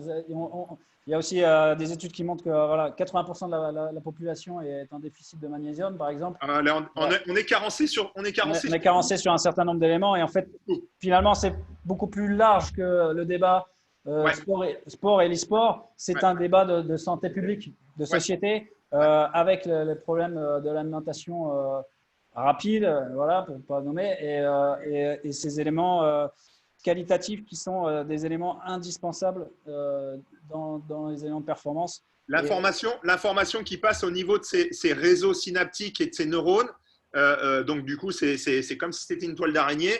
Et ces toiles d'araignée, ces petits fils-là, ils sont entourés d'une gaine qui permet de protéger et en même temps de faire passer les informations. Et donc, on est sur de l'électricité. Et on a besoin, de matière. Et je pense par exemple au coenzyme Q10, qui est un facilitateur et qui permet ça. Donc, si on est en déficit de toutes ces choses-là, donc ça vient, on en a dans l'alimentation, hein, mais plus on va avoir une alimentation variée, plus elle va être saine, bio, non transformée, et avec quelques informations justement sur le fait pour le sommeil de favoriser certains aliments, on va avoir quelqu'un qui est plutôt en bonne santé, qui a un cerveau qui réagit bien. Et après, effectivement, sur la compétition, on l'a évoqué quand on a préparé ce webinaire, l'idée c'est de dire, OK, les jours de compétition, qu'est-ce qu'on peut mettre en place pour favoriser un état de vigilance, un état de concentration, un état de mémorisation qui soit un peu plus fort. Alors, évidemment, on pourrait prendre du café. Voilà, mais il y a d'autres choses. Le café a des avantages. On sait qu'il y a des études qui montrent des choses positives, mais a aussi des désavantages. On parle de magnésium tout à l'heure. Le café est un diurétique. Il fait éliminer le magnésium. Le magnésium, c'est la base. Ça occasionne plus de 400 réactions chimiques dans son corps. C'est la base de l'énergie. Donc, ça veut dire que je bois du café qui me donne un état de vigilance, mais en même temps, je suis en train de réduire mon énergie au fur et à mesure. Plus je bois de café, plus j'ai besoin de café pour essayer d'avoir et plus j'élimine de l'énergie. Donc, ce n'est pas du tout un rapport qui est intéressant, le café. Mais il y a d'autres choses à faire. Donc voilà, je ne veux pas rentrer trop dans le détail biochimique. Juste, il y avait une question par rapport à ça qui me semblait bien en lien. C'est juste de déterminer la différence d'alimentation finalement entre l'humain et les sportifs. Justement, si je peux. Vas-y, bien sûr, Wesley, vas-y. Non, par rapport à ça, je pense qu'au niveau de la santé, etc., je pense que Renald a tout dit et ça, c'est logique et c'est complètement vrai. Après, il y a peut-être une petite différence, je pense, entre le sport et l'e-sport, c'est que quelque part, nous, après chaque entraînement et après chaque match, on va avoir beaucoup de fibres musculaires, notamment détruites complètement, et qu'il va falloir immédiatement amener beaucoup de nourriture et d'hydratation pour réparer ça. Sinon, il y aura des gros risques, bien sûr, de blessures. Donc, on peut perdre jusqu'à 6-7 kilos, nous, après un match, par exemple. Et si dans la demi-heure qui suit ce match ou cet entraînement, si on ne rétablit pas tout de suite l'équilibre de nos fibres, etc., ça peut être très, très, très, très embêtant pour la suite. Donc, je pense que ça doit être une petite différence quand même dans l'alimentation. Ouais, sur les volumes, en tout cas, là pour le coup, sur le volume et l'importance de l'alimentation post-événement, post-match, c'est un facteur déterminant de la récupération, c'est évident. Le seul petite chose que je peux rapprocher, je suis absolument d'accord avec Wesley, évidemment, puisque les groupes musculaires, nous, ne sont pas sollicités de la même manière. Ouais. Et donc, il n'y a pas besoin de recharger des réserves qui sont épuisées, encore qu'au niveau du cerveau, elles sont épuisées, mais post-entraînement ou post-compétition, il y a la nuit, il y a une dynamique inertielle qui suffit à régénérer, même si voilà, on n'est pas dans une course contre la montre comme pourrait être Wesley, effectivement, après des entraînements qui demandent beaucoup d'intensité et qui cassent beaucoup de choses au niveau de la fibre musculaire. En revanche, sur des compétitions, et je pense par exemple à des judokas ou des sports de combat qui peuvent avoir 3, 4, 5 rounds dans la journée sur une compétition où ils vont avoir des laps de temps d'1 heure, on peut retrouver certains jeux dans le gaming où ils vont avoir aussi des rounds avec des petites pauses de 40 minutes. Ce qui permet la collation, quoi. Et du coup, effectivement, là, il y a des choses en nutrition à apporter pour recharger justement son cerveau un peu, voilà, comme un judoka qui a besoin de… Un judoka ne va pas faire en 1h30 de pause entre 2 rounds, ne va pas faire un vrai repas. Mais il va commencer à s'alimenter des choses qui se digèrent facilement et qui ramènent de l'énergie. Donc nous, on va être aussi sur des protocoles identiques. Fabien, il voulait réagir par rapport à ça. Oui, je voulais juste faire un lien avec la toute première diapo quand on parlait d'activité physique, on va dire globale, et pas de développement d'endurance, mais de maintien d'endurance. Il y a un élément important, c'est que si vous êtes suffisamment actif dans la journée, c'est-à-dire en clair, si vous luttez contre ce qui peut être vécu comme la spécificité du e-sport, c'est-à-dire la position assise prolongée, on sait aujourd'hui que c'est un gros problème sanitaire mondial. Hein, c'est ce qui prédispose à beaucoup de maladies, le fait d'être assis et pas que insuffisamment actif, d'être assis spécifiquement. Ce que je veux dire par là, c'est que quand vous bougez un peu plus dans la journée, si vous êtes un peu plus actif, ça régule aussi votre mode alimentaire, c'est-à-dire votre perception émotionnelle de l'alimentation. Tout simplement parce que vous créez des déséquilibres énergétiques qui font que tout le système neuro-hormonaux vont se synchroniser. Et finalement, vous aurez moins de difficultés émotionnelles au moment où vous allez vous retrouver face à un plat, face à une envie, face à un frigidaire, face à une pub, face à une enseigne, à sauter dessus et à contrôler vos envies, à contrôler votre mode alimentaire. Donc, ce que je voulais dire, c'est que le fait de faire de l'exercice sans parler de développement, encore une fois, on est bien d'accord, c'est vraiment nécessaire pour le bien général. Et là, on parle d'alimentation avec, pour le coup, la spécificité de l'alimentation sur la performance en e-sport. C'est un élément parfaitement complémentaire de l'alimentation et du sommeil. L'exercice va aussi vous réguler votre sommeil.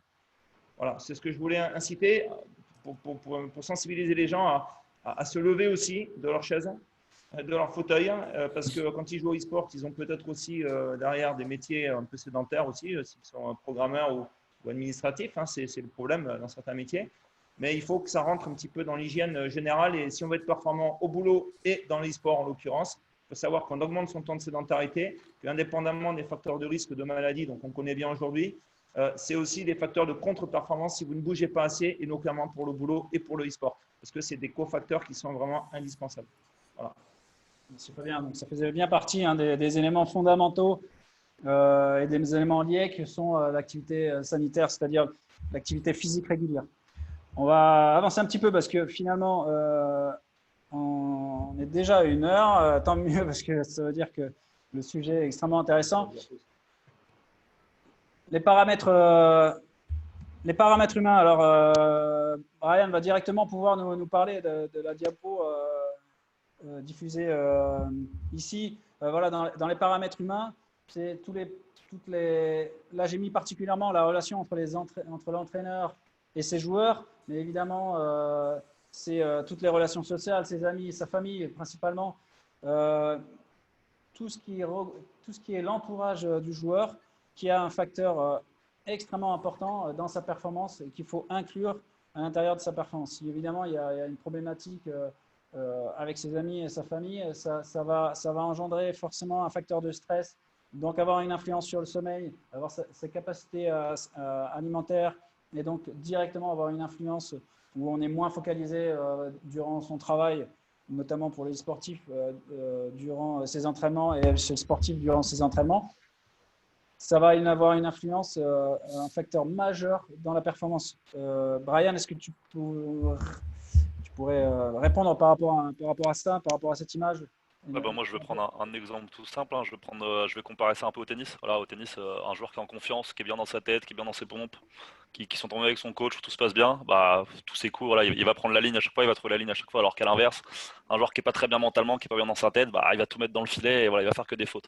Et en e-sport, bah, c'est un peu pareil, hein. Clairement, ça se ressent énormément.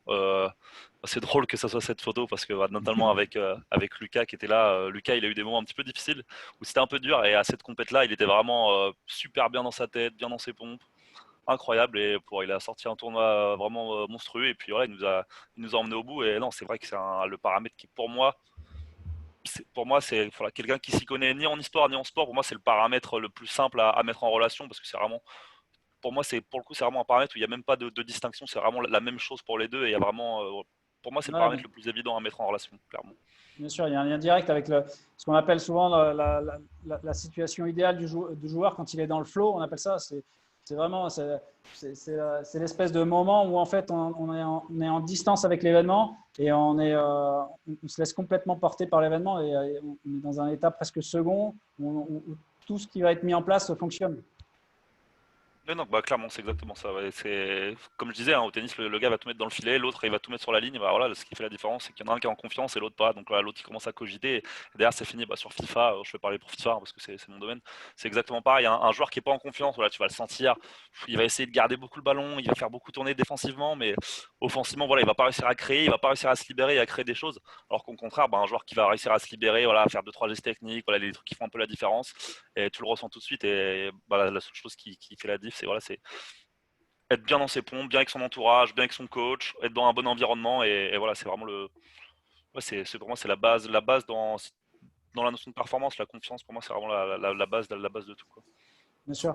Wesley, par rapport à ça, par rapport à l'importance dans ta carrière de ta famille, de tes amis, du groupe, j'avais envie de rebondir aussi sur le fait que souvent on voit des joueurs dans un club, sont pas très performants. J'ai pas de retour à faire en équipe e-sportive, mais dans le sport, on le voit souvent, un joueur qui est dans un club, qui vraiment fait des contre-performances pendant 2-3 ans, finalement on change de club, peut-être retrouve ses amis, ou en tout cas l'environnement familial est plus propice à ce que les choses se passent bien, et qui là se révèle complètement. Wesley, tu as peut-être quelque chose à nous dire Ouais, par rapport à ça c'est une question d'environnement, comme tu dis. Il y a beaucoup de joueurs qui sont exceptionnels. Enfin, imaginons, moi je peux prendre un exemple concret, il n'y a pas de souci avec ça. C'est Jonathan Davis, qui est un des meilleurs centres au monde, qui est gallois, et qui a été recruté chez nous à Clermont. Et donc on était censé être une paire exceptionnelle. Et au final, son environnement, il est arrivé tout seul, sans sa famille, sans ses proches.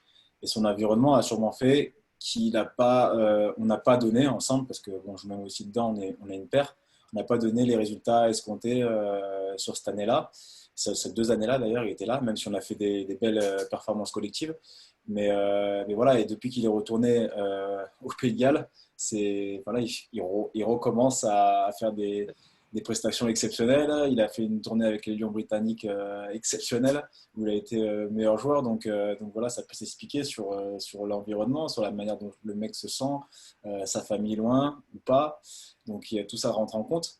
Et nous, on a un sport en plus collectif. Donc moi, je suis d'accord avec tout ce que tu as dit sur la famille. Et nous, on est un sport collectif où, notamment au rugby, on ne peut pas avancer sans l'autre, et l'autre ne peut pas avancer sans nous. C'est de plus en plus rare maintenant de faire la différence seul. C'est peut-être encore possible au foot, mais dans le rugby, c'est vraiment très difficile, avec les défenses. Bref, je passe les détails. Mais donc le paramètre de respect et de solidarité entre nous, il est primordial, même si aujourd'hui on est peut-être 50 dans l'équipe, entre le staff et les joueurs, et c'est pas possible d'aimer tout le monde, on le sait. Mais il faut qu'il y ait un minimum de respect et de solidarité entre nous pour pouvoir atteindre cette performance dont j'ai décrit au début, pour moi, cette réussite, ou cette atteinte d'un objectif commun. Parce qu'aujourd'hui, si je prends l'exemple de Castres, ça te fait plaisir, qui parfois, pour moi, n'a pas eu les joueurs les plus talentueux, mais a eu un groupe ultra soudé avec des choses communes très fortes, une attache particulière, fait que c'était une équipe ultra difficile à battre, malgré que tu sois, pour nous, plus fort qu'eux. Donc, bien sûr, ça, en fait, ça décrit bien ce que je dis. C'est le côté humain, vraiment le sens large, la famille pour l'intégration sur place, et le groupe club. Parce que voilà, quand on est en club, on se rend bien compte que c'est vivre avec les joueurs, vivre avec l'entraîneur. Il y a les déplacements, les hôtels, etc. Donc il y a toute une vie de groupe qui est extrêmement importante. C'est exactement pareil dans les équipes d'e-sport, où c'est un groupe qui se déplace, et donc l'entente entre les entraîneurs, entre chacun des joueurs, est primordiale. Et le fait que l'ensemble de groupe ne fasse qu'un, ça change complètement la donne, et on a énormément d'exemples qui nous montrent ça, avec des équipes qui, soi-disant, ont des joueurs moins talentueux, effectivement, sous l'effet de groupe, arrivent à déplacer les montagnes. Là, je vois Pardon ?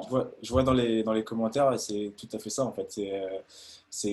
Tu prends 15 bonhommes qui ont décidé d'être un seul, et ben, c'est très, très, très délicat de les battre. Voilà. Exactement. Et peut-être un élément dont on n'a pas parlé, c'est le 16e homme, c'est les stades qui vont être encore les pourcentages supplémentaires qui vont pousser une équipe. On voit bien dans des stades. Ça, on le voit surtout. On parlait à Clermont avec le chaudron. Bien sûr. Quand tu arrives là, tu te rends bien compte qu'il y a quelque chose de particulier, et que ça emmène l'équipe encore plus loin. Ça, j'ai des exemples très concrets, et c'est notamment sur les matchs très difficiles, sur les phases finales, sur des matchs de Coupe d'Europe où tu affrontes d'autres nations. Ça, tu le ressens fortement. Ouais. J'ai un souvenir où on a affronté les Saracens, donc une des plus grandes équipes en Europe de rugby, dans le chaudron, justement, à Saint-Étienne, et où le stade, donc on connaît la couleur de Saint-Étienne qui est le vert, et le stade était complètement jaune, et les joueurs, on ne s'entendait pas du tout. Et je peux t'assurer que ça fait une grosse différence, et mine de rien, on a gagné cette demi-finale de Coupe d'Europe, et c'est un souvenir qui est exceptionnel. c'est encore un facteur supplémentaire et on est bien dans ces paramètres humains qui font que malgré toutes les mesures de la performance, des éléments tactiques, techniques, il y a cette différence, ce facteur groupe, ce facteur émotionnel qui est commun évidemment dans les équipes e-sport, dans des gros événements qu'on peut retrouver et chez les sportifs avec ce sentiment d'être emmené dans les… Voilà, je parle toujours de rugby parce que c'est mon domaine de prédilection, mais dans une mêlée difficile où on sent que le public est avec nous pour pousser, est avec les joueurs pour pousser. Et c'est un facteur qui fait énormément de différence dans un groupe. Bien sûr. Après, excuse-moi. Vas-y, bien sûr. Aussi. Pour répondre à Laurie, c'est intéressant parce que, comme je l'ai dit tout à l'heure, on ne peut pas tous s'entendre. On ne peut pas s'entendre H24 parce qu'on est très, très souvent ensemble. Et effectivement, il peut y avoir des conflits, il peut y avoir des choses qui se passent, notamment dans le rugby où c'est un sport de contact, où tu as beaucoup de moyens de te rencontrer, on va dire. Et donc oui, il y a des conflits. Après, ils sont gérés, je pense, comme tous les êtres humains, c'est-à-dire voilà, la communication, des échanges, essayer de comprendre le pourquoi du comment. Mais souvent, ça se calme assez vite en dehors du terrain. Voilà, sur le terrain, c'est propice à perdre un peu ses nerfs, à avoir de l'énervement, mais souvent en dehors du terrain, avec l'aide du groupe, ça se calme assez vite. Bien sûr. Merci beaucoup, Wesley. Autre paramètre, donc paramètres stratégiques tactiques, on en parlait évidemment. Les éléments, ça fait partie de la définition de la performance, c'est-à-dire cet établissement, cette définition d'un projet, de mise en place d'une stratégie qui va déterminer le fonctionnement de l'équipe, qui va être déterminée par son identité propre et par l'identité des autres équipes pour élaborer une tactique de manière à être le plus performant sur le terrain. Alors là, on va directement demander aux techniciens, aux stratèges, Brian, dans les équipes e-sportives, chez Vitality, principalement. Est-ce que tu pourrais nous donner les paramètres stratégiques, l'importance de ces paramètres, la façon dont tu élabores ta stratégie au sein de ton groupe? Ouais, déjà, l'e-sport, c'est un peu comme le sport. Donc, il y a plusieurs sports et forcément, chaque sport a ses spécificités. Moi, je vais parler pour moi sur FIFA. On est sur un jeu de foot. Donc, forcément, il y a des spécificités qui vont rejoindre un petit peu le vrai foot. Voilà, c'est vrai qu'il faut choisir sa formation, sa tactique. Si tu décides de plutôt presser ton adversaire ou si tu décides de plutôt lui laisser un peu le ballon. Enfin, il y a plein de paramètres qui rentrent en compte. Et en plus de ça, FIFA, c'est un jeu à l'heure actuelle qui joue surtout en 1 contre 1. Il y a de temps en temps des tournois en 2v2, mais c'est assez rare, donc c'est beaucoup du 1 contre 1. Et voilà, faut en plus de ça s'adapter un peu au style de jeu de ton joueur, parce que voilà, tu as certains joueurs qui vont avoir des facilités à jouer en contre-attaque, d'autres qui vont avoir plus des facilités à garder le ballon. Donc voilà, faut en parler avec eux, faut échanger, essayer de trouver les bonnes solutions, les bonnes tactiques. Il y a tout ce qui est coup de pied arrêté aussi, qui est forcément, comme dans le vrai foot, peut se travailler. Il y a des combinaisons à faire, trouver les trucs qui marchent, les trucs qui marchent pas. Et voilà, je pense que similitudes que tu peux retrouver dans la technique du foot traditionnel. Tu utilises les mêmes stratégies ou pas du tout? Tu peux, il y a différents styles de jeu. Voilà, ça ressemble vraiment au vrai foot. Pour le coup, t'as des joueurs qui sont très très forts en gardant un petit peu la balle, un peu façon style Barcelone. Voilà, en gardant énormément de ballon, en étant très patient, en faisant beaucoup tourner, en attendant la solution. T'as des joueurs qui sont très très bons en jouant un peu à la Chelsea de Mourinho, il y a de ça, ou l'Inter Milan, je dis des bêtises, l'Inter Milan de Mourinho il y a de ça quelques années. Voilà, 5 défenseurs, tout le monde en défense, on bétonne, on espère avoir une ou deux situations dans le match, un coup de pied arrêté, et on débloque la situation. Tu as vraiment tous les styles de jeu et tu peux être fort en jouant à tous les styles de jeu. Il faut juste trouver le style de jeu adapté au joueur et celui qui lui correspond. Mais il y a vraiment beaucoup de façons de jouer différentes et je pense que c'est valable sur tous les jeux. Sur tous les jeux, il y a vraiment des spécificités différentes et beaucoup de façons de jouer différentes. Il faut juste trouver la façon qui réussit le mieux à ton joueur ou à ton équipe et voilà, le faire progresser dans ce sens-là. D'accord, merci beaucoup Brian. Wesley, par rapport à ça, aux stratégies, à la tactique utilisée sur le terrain, qu'est-ce que tu pourrais nous en dire? C'est pareil, aujourd'hui, ça fait un petit moment maintenant que c'est difficilement possible sans. On a beaucoup d'entraînements qui sont basés sur la répétition de nos mouvements, de nos stratégies préétablies, que ce soit au niveau des courses des joueurs, des positionnements, etc. de chacun, les timings des courses. Après, ça rejoint un peu le point précédent, c'est-à-dire qu'aujourd'hui, c'est très rare, voire pas possible qu'un lancement de jeu préétabli se finisse bien si ne serait-ce qu'un seul joueur sur les 15 s'oublie, quoi. s'oublie sur un ruck, s'oublie dans une course de l'heure, etc., quoi. C'est impossible que ça fonctionne bien. Donc on voit bien l'importance et l'intérêt de chacun dans son positionnement, dans son envie, dans son déplacement, etc., etc. Donc c'est difficile. Mais voilà, c'est partie de nos entraînements stratégiques et c'est pour ça qu'il y a beaucoup de répétitions à ce niveau-là. Et on passe énormément de temps aussi à étudier l'équipe adverse en vidéo, à étudier les joueurs adverses, leur comportement, leur stratégie, justement, ce qu'ils ont l'habitude d'utiliser le plus souvent, et ce qui marche moins. Ce qu'on avait vu tout à l'heure, c'est que ces éléments-là ont énormément évolué. Au début, on avait un vidéaste qui s'occupait de ça. Aujourd'hui, on est à peut-être deux vidéastes, plus un data analyst, plus quelqu'un qui va avec le manager de l'entraîneur. Tu as vu cette évolution Bien sûr, bien sûr. Bah, moi, je suis mine de rien, j'ai 32 ans, donc j'ai vu un petit peu l'évolution. Et moi, j'avais commencé dans l'équipe avec un analyste vidéo, et aujourd'hui, on en a 3, plus un spécialiste du GPS, etc. Donc oui, ça évolue dans ce sens-là, et c'est très bien parce que c'est très bien, mais il faut aussi se prendre en charge. Il ne faut pas que ça vienne que d'eux, mais c'est vrai que ça nous facilite un peu le travail. Et la possibilité de vraiment prendre un avantage sur les adversaires. Ça facilite du travail et en même temps, il y a un peu plus de… le travail est plus précis, ça demande presque le même temps de travail, mais il est plus précis en finalité, non? C'est ça, voilà, il est plus précis. On sait, en 3 clics, on sait exactement, on va voir exactement l'action qu'on a envie de voir de tel joueur, de telle équipe. On n'a pas besoin, c'est sûr, de chercher, on ne perd pas ce temps à chercher sur tout le match, l'action qu'il faut, etc. Voilà, si aujourd'hui on veut voir l'average des centres d'équipe des Saracens, donc les Anglais dont je parlais tout à l'heure, et ben on va la trouver en 5 secondes. On va pouvoir en trouver surtout 500 si on a envie. Ouais, on est dans cette idée que, encore une fois, avec l'évolution de la prise en charge des e-sportifs et des sportifs, c'est l'individualisation, utiliser les données utiles, pas de perte de temps, on est le plus efficace possible, on prend le plus d'éléments possible, mais on synthétise ça pour utiliser des éléments extrêmement précis afin d'améliorer la performance. Ce principe d'individualisation, il est primordial, en fait, individualisation au sein d'un groupe.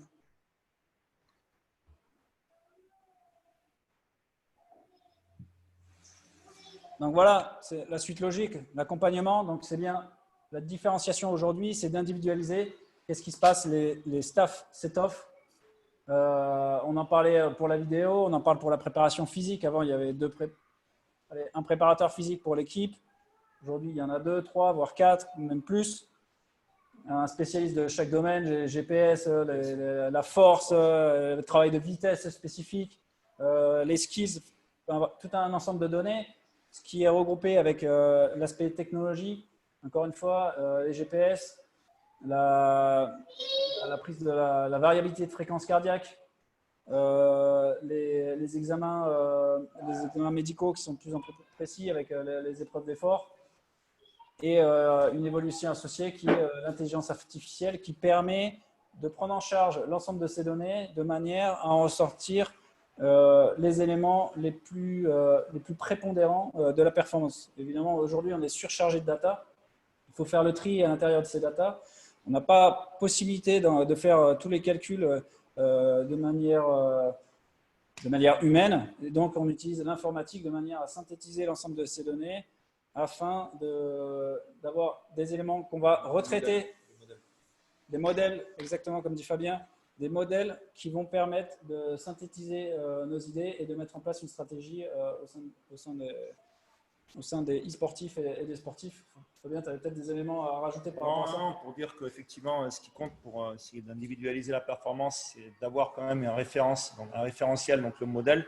Et ce qui compte aussi, c'est de considérer qu'une fois que vous avez le modèle, ce n'est pas parce que vous avez le modèle que vous serez performant. Ce qui compte, c'est aussi toute l'interaction de l'individu avec le modèle et de son environnement avec le modèle. Parce qu'on a tous capacité à apprendre un modèle. Pour autant, un entraîneur qui a pourtant le même modèle dans une équipe ne fera pas les mêmes résultats avec des joueurs dans une autre équipe. Et on en revient toujours à la même chose. Ce qui compte, c'est l'interaction de l'individu avec son environnement. Je finirai sur cette diapo, en tout cas pour cette diapo, sur la notion en santé qu'on appelle Exposome. C'est un grand concept, on va dire moderne, qui dit qu'aujourd'hui, vous êtes acteur de votre santé, au sens où vous pouvez conditionner également les modes d'environnement, en partie, hein, certains les subissent, mais en clair, ce à quoi vous vous exposez va permettre de vous optimiser dans la réponse de votre modèle par rapport à tout ce que vous générez comme contraintes, qui sont des contraintes nécessaires pour la survie de l'espèce et pour le développement de la performance en l'occurrence. Donc encore une fois, moi, ma conviction, et pourtant je travaille beaucoup sur la modélisation, je vous l'ai dit, c'est de dire, OK, le modèle c'est bien, mais la conceptualisation et l'interface de l'humain, c'est pas mieux, c'est indispensable. Voilà. On ne fait pas de miracle avec que des mesures. On fait un bon boulot. Comme on dit, le tout, c'est mieux que la somme. Voilà. C'est important. C'est important. Exactement. C'est voilà, l'importance du groupe à l'intérieur de la performance. On l'a rappelé sur les facteurs humains. C'est un élément primordial. On utilise la technologie. C'est un moyen, ce n'est pas une fin en soi. C'est un élément de la performance. Mais c'est pour ça qu'on a voulu déterminer l'ensemble de ces paramètres qui, à la somme des paramètres, entraîne la qualité de la performance. Un tout qui permettent cette performance. Ouais, Mathieu, je suis entièrement d'accord avec Fabien. Et c'est pour ça que j'ai vraiment envie de parler sur l'environnement, en fait, à Clermont. Et quand je parle d'environnement, je mets tout, en fait. Ça peut être le centre d'entraînement qu'on a, qui est exceptionnel, mais aussi le stade, le public, la ville aussi, qui vit aussi pour le club. Et en fait, tout cet environnement-là, ça nous pousse, et j'ai même envie d'utiliser le mot, ça nous force à aller vers le progrès, vers la réussite et donc vers la performance. C'est tout ce tout-là, en fait, qui nous pousse à aller là-bas. C'est une pression positive. Exactement. Et donc, tout ça pour ça. Là, on a marqué finale. Peut-être pas finale, mais finalement peut-être commencement, en tout cas objectif, en tout cas réalisation d'un premier objectif. On pourrait dire que ça fait partie du projet. C'est un bon élément d'une marche montée, en tout cas. Ben, ça dépend. Ça dépend les objectifs, en fait. Ça dépend ce que tu fais. Exactement. Wesley, c'est pour ça. C'est ce qu'on disait, sous le sens que ça peut être un début. Ça n'est pas une fin en soi. Ça dépend si il s'agit du titre ou de la victoire d'une dernière saison. Voilà, ça peut être un commencement chez un jeune joueur. Tu disais comme on en a parlé la dernière fois avec Brian et Rénal, je pense que c'est pareil dans l'e-sport et le sport. C'est-à-dire que durant notre carrière, en tout cas, même après un titre, c'est difficile de profiter du moment, voilà, de cette victoire, entre guillemets. Je ne sais pas pourquoi, c'est naturellement, on est porté vers toute la suite, en fait, immédiatement. Et c'est plus tard, quoi. Voilà. Ouais, Brian, tu voulais réagir par rapport à… Voilà, notamment, j'ai mis la photo là, de cette victoire. Si tu peux nous en parler un petit peu. Ouais, non, cette victoire, c'est une photo qui résume un peu bien tout ça. C'est vrai que c'était la première fois, moi, que avant un tournoi, on avait vraiment une vraie préparation. Bon, là, on peut voir sur la photo, il y a les community managers, le photographe, Néo qui était le coach, moi j'étais le coach adjoint, et Flo qui était un peu le team manager. Avant ce tournoi, on avait été à Clairefontaine pendant 5 jours. C'est là que j'avais rencontré Reynald et André qui nous avaient fait un petit peu de prépa physique, un peu de nutrition, tout ça, voilà, qui ont un peu sensibilisé les joueurs à ça. André qui a fait un peu de prépa mentale, on avait fait de l'analyse vidéo, tout ça, et c'était vraiment la première fois où vraiment on a fait une vraie prépa avant le tournoi, et voilà, c'était la première de l'histoire où il y avait des vraies fédérations qui s'affrontaient dans un tournoi FIFA, et on a eu la chance d'aller au bout et de remporter la première. Donc ouais, c'était vraiment quelque chose de fort, et pour le coup, c'était la première fois où moi j'ai vraiment vécu une vraie préparation en tournoi, et que je me suis dit là on est des pros et c'est quelque chose, et voilà, c'était vraiment un moment incroyable. Et ouais, comme disait Wesley, c'est vrai que voilà, ces victoires, malheureusement, on les savoure, mais on les savoure un petit peu sur le moment, mais c'est vrai qu'après sur FIFA, nous, les compétitions s'enchaînent très très vite, et tu es tout de suite porté sur la suite, et c'est vrai que tu n'as pas trop le temps de te retourner, et je pense que tu te retournes, et tu te retournes un peu à la fin de ta carrière, et tu te rends compte, tu te dis quand même, c'est cool ce que j'ai fait. Comme c'est vrai que sur le moment, tu savoures sur le moment, mais c'est vrai que 5 jours après, 6 jours après, voilà, tu dois être déjà un petit peu dans la suite. Et prochaine saison. C'est ça, exactement. Voilà, prochaine saison, prochain tournoi, et ouais, c'est un petit peu pareil pour les deux mondes, je pense. Ouais, c'est difficile de se focaliser sur l'instant. Lors de ces victoires, on est un petit peu je vois une question dans le chat. avoir du Une question dans le chat, excuse-moi Guillaume. André, c'est un préparateur mental hein, qui est maintenant aussi chez Vitality et qui est plutôt Ah bon ouais. dans son domaine. Ouais. Ça rejoint vraiment l'ensemble des paramètres, cette organisation, le fait que tu l'as dit toi-même, là, vous vous êtes senti pro. Il y a eu la mise en place d'un projet. Encore une C'est fois, ça. on a travail de groupe, une unité, des facteurs humains, de la préparation physique, de la préparation mentale, de l'alimentation, le sommeil. Voilà, ça fait partie de la coordination, de l'organisation. Et ben, il n'y a pas de hasard, j'ai envie de dire. Il y a une part, on en avait parlé lors de la préparation du webinaire avec ce facteur chance. Oui. Facteur chance qui est difficile à évaluer, on dirait 2%, 5%, en tout cas. C'est drôle que tu en Petit parles facteur, parce que pendant ce tournoi, on avait eu énormément de chance en plus.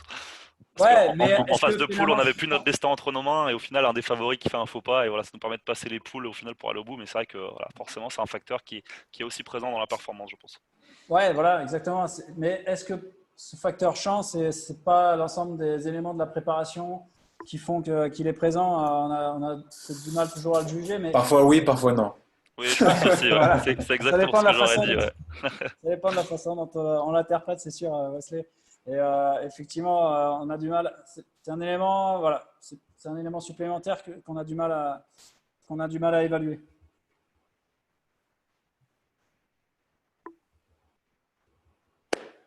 Donc, à vous de jouer. Je vais revenir tout de suite sur les questions parce qu'il y en a, il y en a un certain nombre. Alors, malheureusement, on ne pourra pas répondre à tout le monde, mais en tout cas, on le fera dans un deuxième temps. On a largement dépassé le temps. On était à la base sur un format de 45 minutes. On est presque à 1h30. On va répondre encore 15 minutes à quelques questions que je vais prendre au hasard.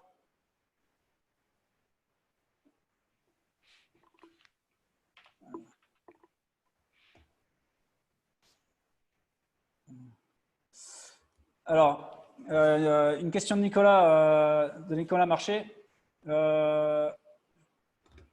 Est-ce que tu veux la poser directement peut-être?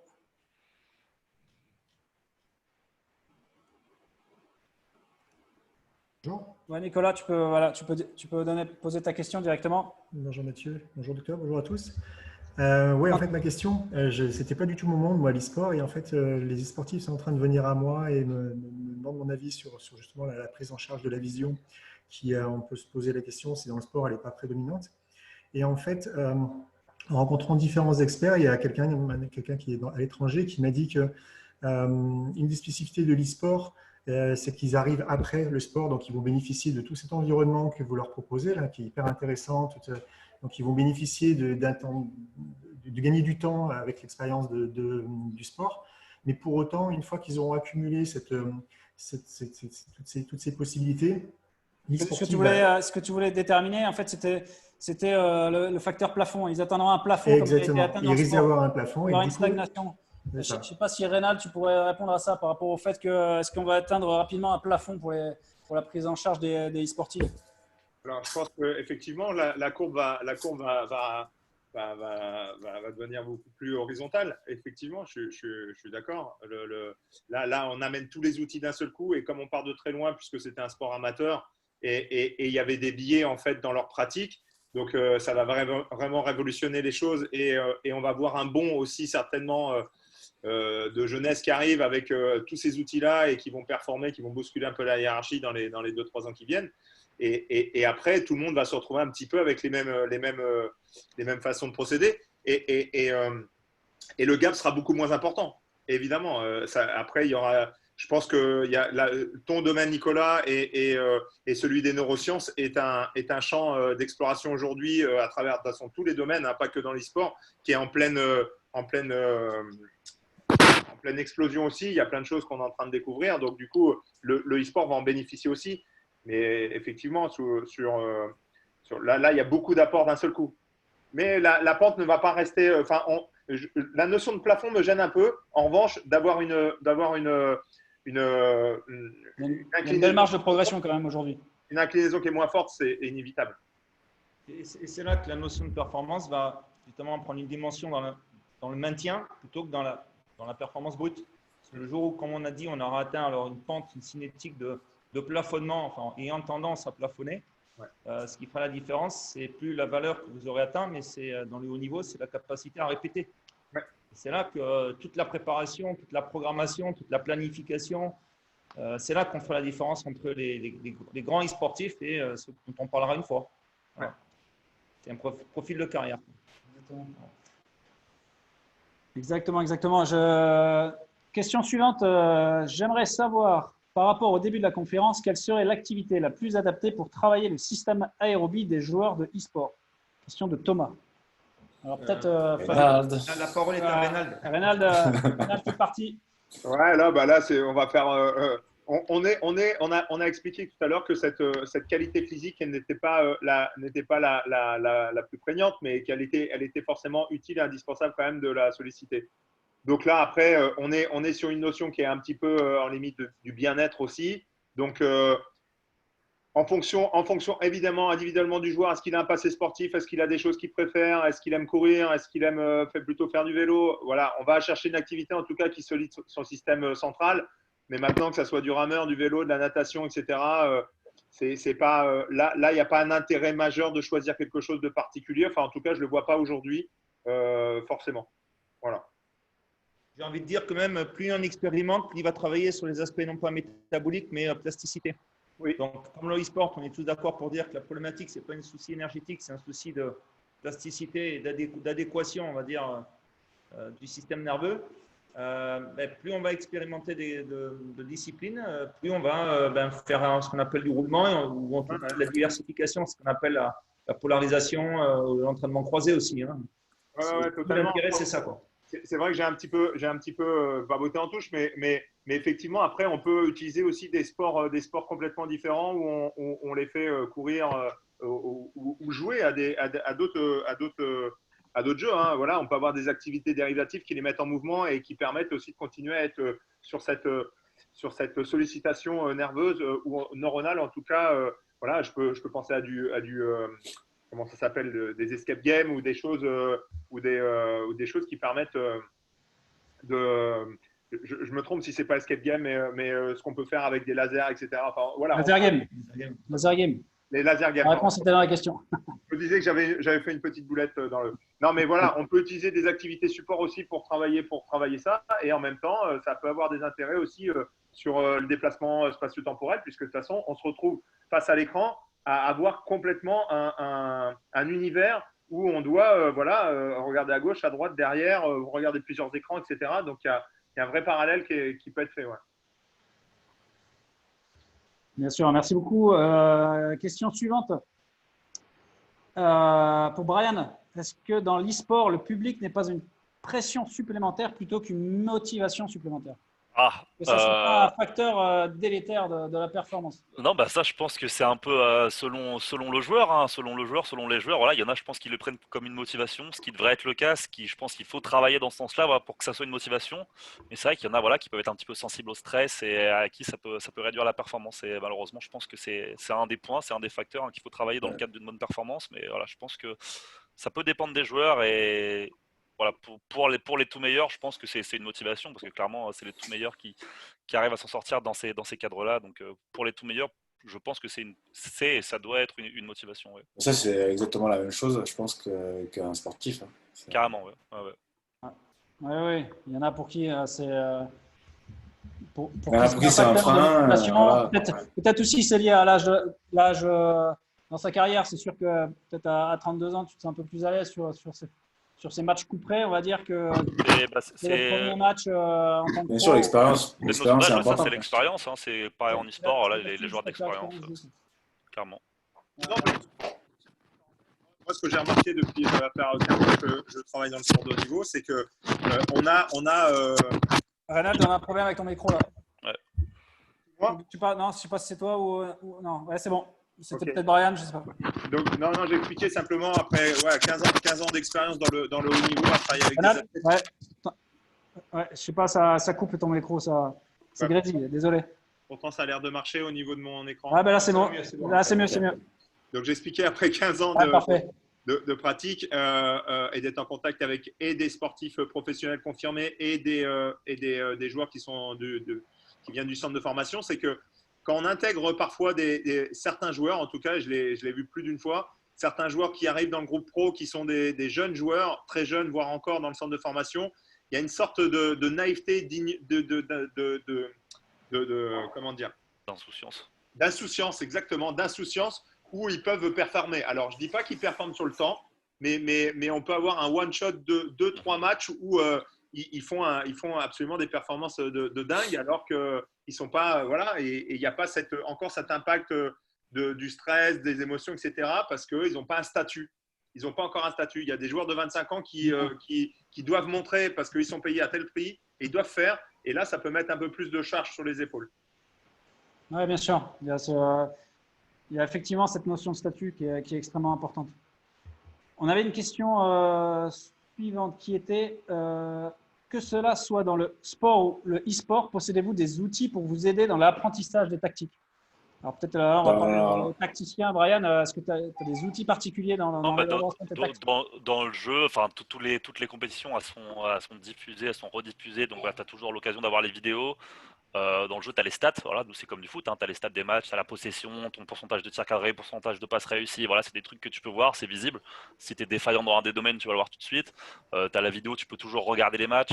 Nous, on a une compétition en ligne qui a lieu tous les week-ends qui s'appelle FUT Champion, où tu peux en gros tu peux re-regarder les matchs des 100 meilleurs du week-end. Donc voilà, tu peux, si tu vois un gros match entre deux très bons joueurs, tu peux le regarder, voir un peu ce qui va pas. Donc tu as énormément de moyens, que ce soit in-game, que ce soit toi après, de par l'analyse vidéo, j'ai oublié la question, je voulais reprendre la question, mais je l'oublie. Mais voilà, mais tu peux complètement travailler tactiquement et tu as complètement les outils pour ça à l'heure actuelle. Parfait, merci beaucoup, Brian. On a également une question plus technique, plus préparation physique. Dans le sport tradi, on a des métriques assez simples, détente, endurance, force, vitesse, accélération. Effectivement, on a plein d'éléments qui nous permettent d'effectuer ces mesures. Quel est l'équivalent dans l'e-sport? Je ne sais pas, Reynald, est-ce que tu pourrais nous dire s'il y a des équivalents dans la préparation, peut-être sur la vitesse d'exécution, des éléments qui existent sur la… Julien qui répond après, qui dit des choses intéressantes, hein, qui parle de précision, de vitesse, de réactivité, de cohésion. Alors, on peut en avoir à différents domaines, c'est-à-dire qu'on peut avoir des données plutôt centrales et puis des données périphériques, mais nous, on n'a pas encore tout mis en place parce qu'on a réfléchi et ça arrivait trop vite le Corona pour commencer à mettre vraiment les joueurs en application, mais évidemment, la variabilité cardiaque est quelque chose qu'on voudrait utiliser pour suivre un petit peu leur état de fatigue, voir si on peut corréler certaines choses. Ensuite, si on part purement de qualité physique, effectivement, et je parlais encore, Nicolas qui a posé la question tout à l'heure, on parlait d'échauffement avec un concept au niveau d'écran, avec des objets, etc., qui nous permettent d'échauffer les yeux, mais c'est pas le seul… C'est pas le seul exercice qu'on peut faire avec ces outils-là. On peut effectivement améliorer notre capacité de gestion de l'information. Donc, on peut avoir des indicateurs avec des mêmes protocoles pour voir si le joueur s'améliore. Et effectivement, s'il s'améliore là, on peut supposer qu'il va s'améliorer aussi dans sa prise d'information au niveau du jeu. Donc, on est encore au tout début. Il y a plein d'idées, il y a plein de choses qu'on peut mettre en place, mais après, réellement sur le terrain, on n'a pas encore mis toutes ces choses-là en place. Voilà, c'est en train de se faire. Super. Question suivante, peut-être qui faisait lien, c'était est-ce que comme aux échecs, on utilise l'intelligence artificielle des adversaires pour progresser? Est-ce que c'est un élément qu'on met en place dans le rugby? J'avoue que je n'ai pas la réponse. Je ne sais pas si Wesley, est-ce que vous utilisez l'intelligence artificielle dans les logiciels? Non, nous, ça va être difficile, si j'ai bien compris la question, de s'entraîner sur des bots pour faire des plaquages ou autre chose. Donc, non, je pense que nous, ça se passe que sur l'humain. Après, je pense que la question était peut-être sur l'analyse.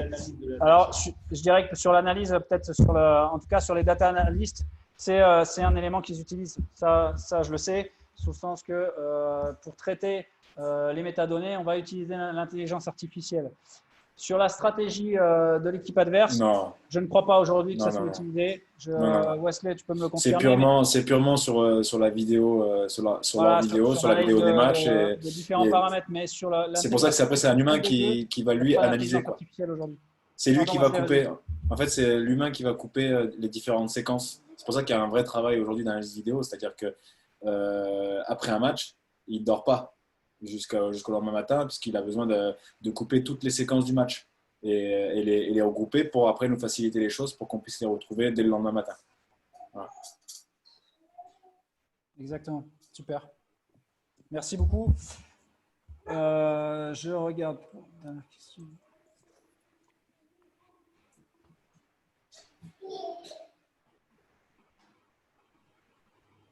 Alors, la question posée sur le groupe, s'il y avait des problèmes dans un groupe, comment ça avait été résolu? Peut-être Brian, si tu avais une dernière réponse à donner.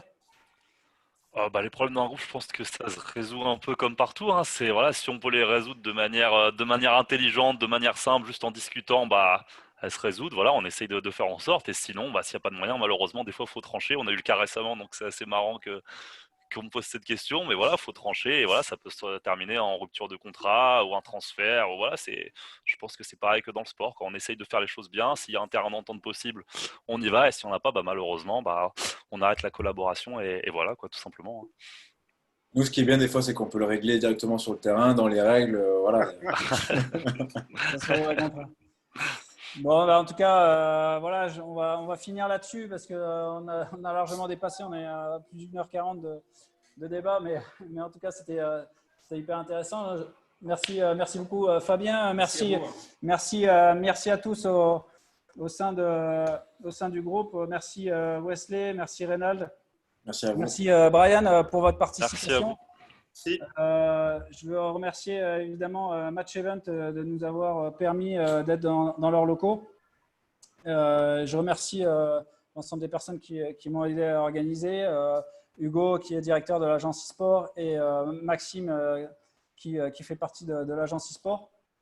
Willy, qui bien sûr nous a aidé sur l'installation. Vraiment, merci à tous. Merci pour cette première pour nous au niveau du webinaire, la deuxième pour l'agence e-sport. Et on sera vraiment à l'écoute de nouveaux sujets pour en débattre et pour partager avec vous sur ce sujet. Je tiens à tous vous remercier et excellente soirée à tous. Bonne soirée. Merci. Ciao. Merci, bonne soirée. Ciao.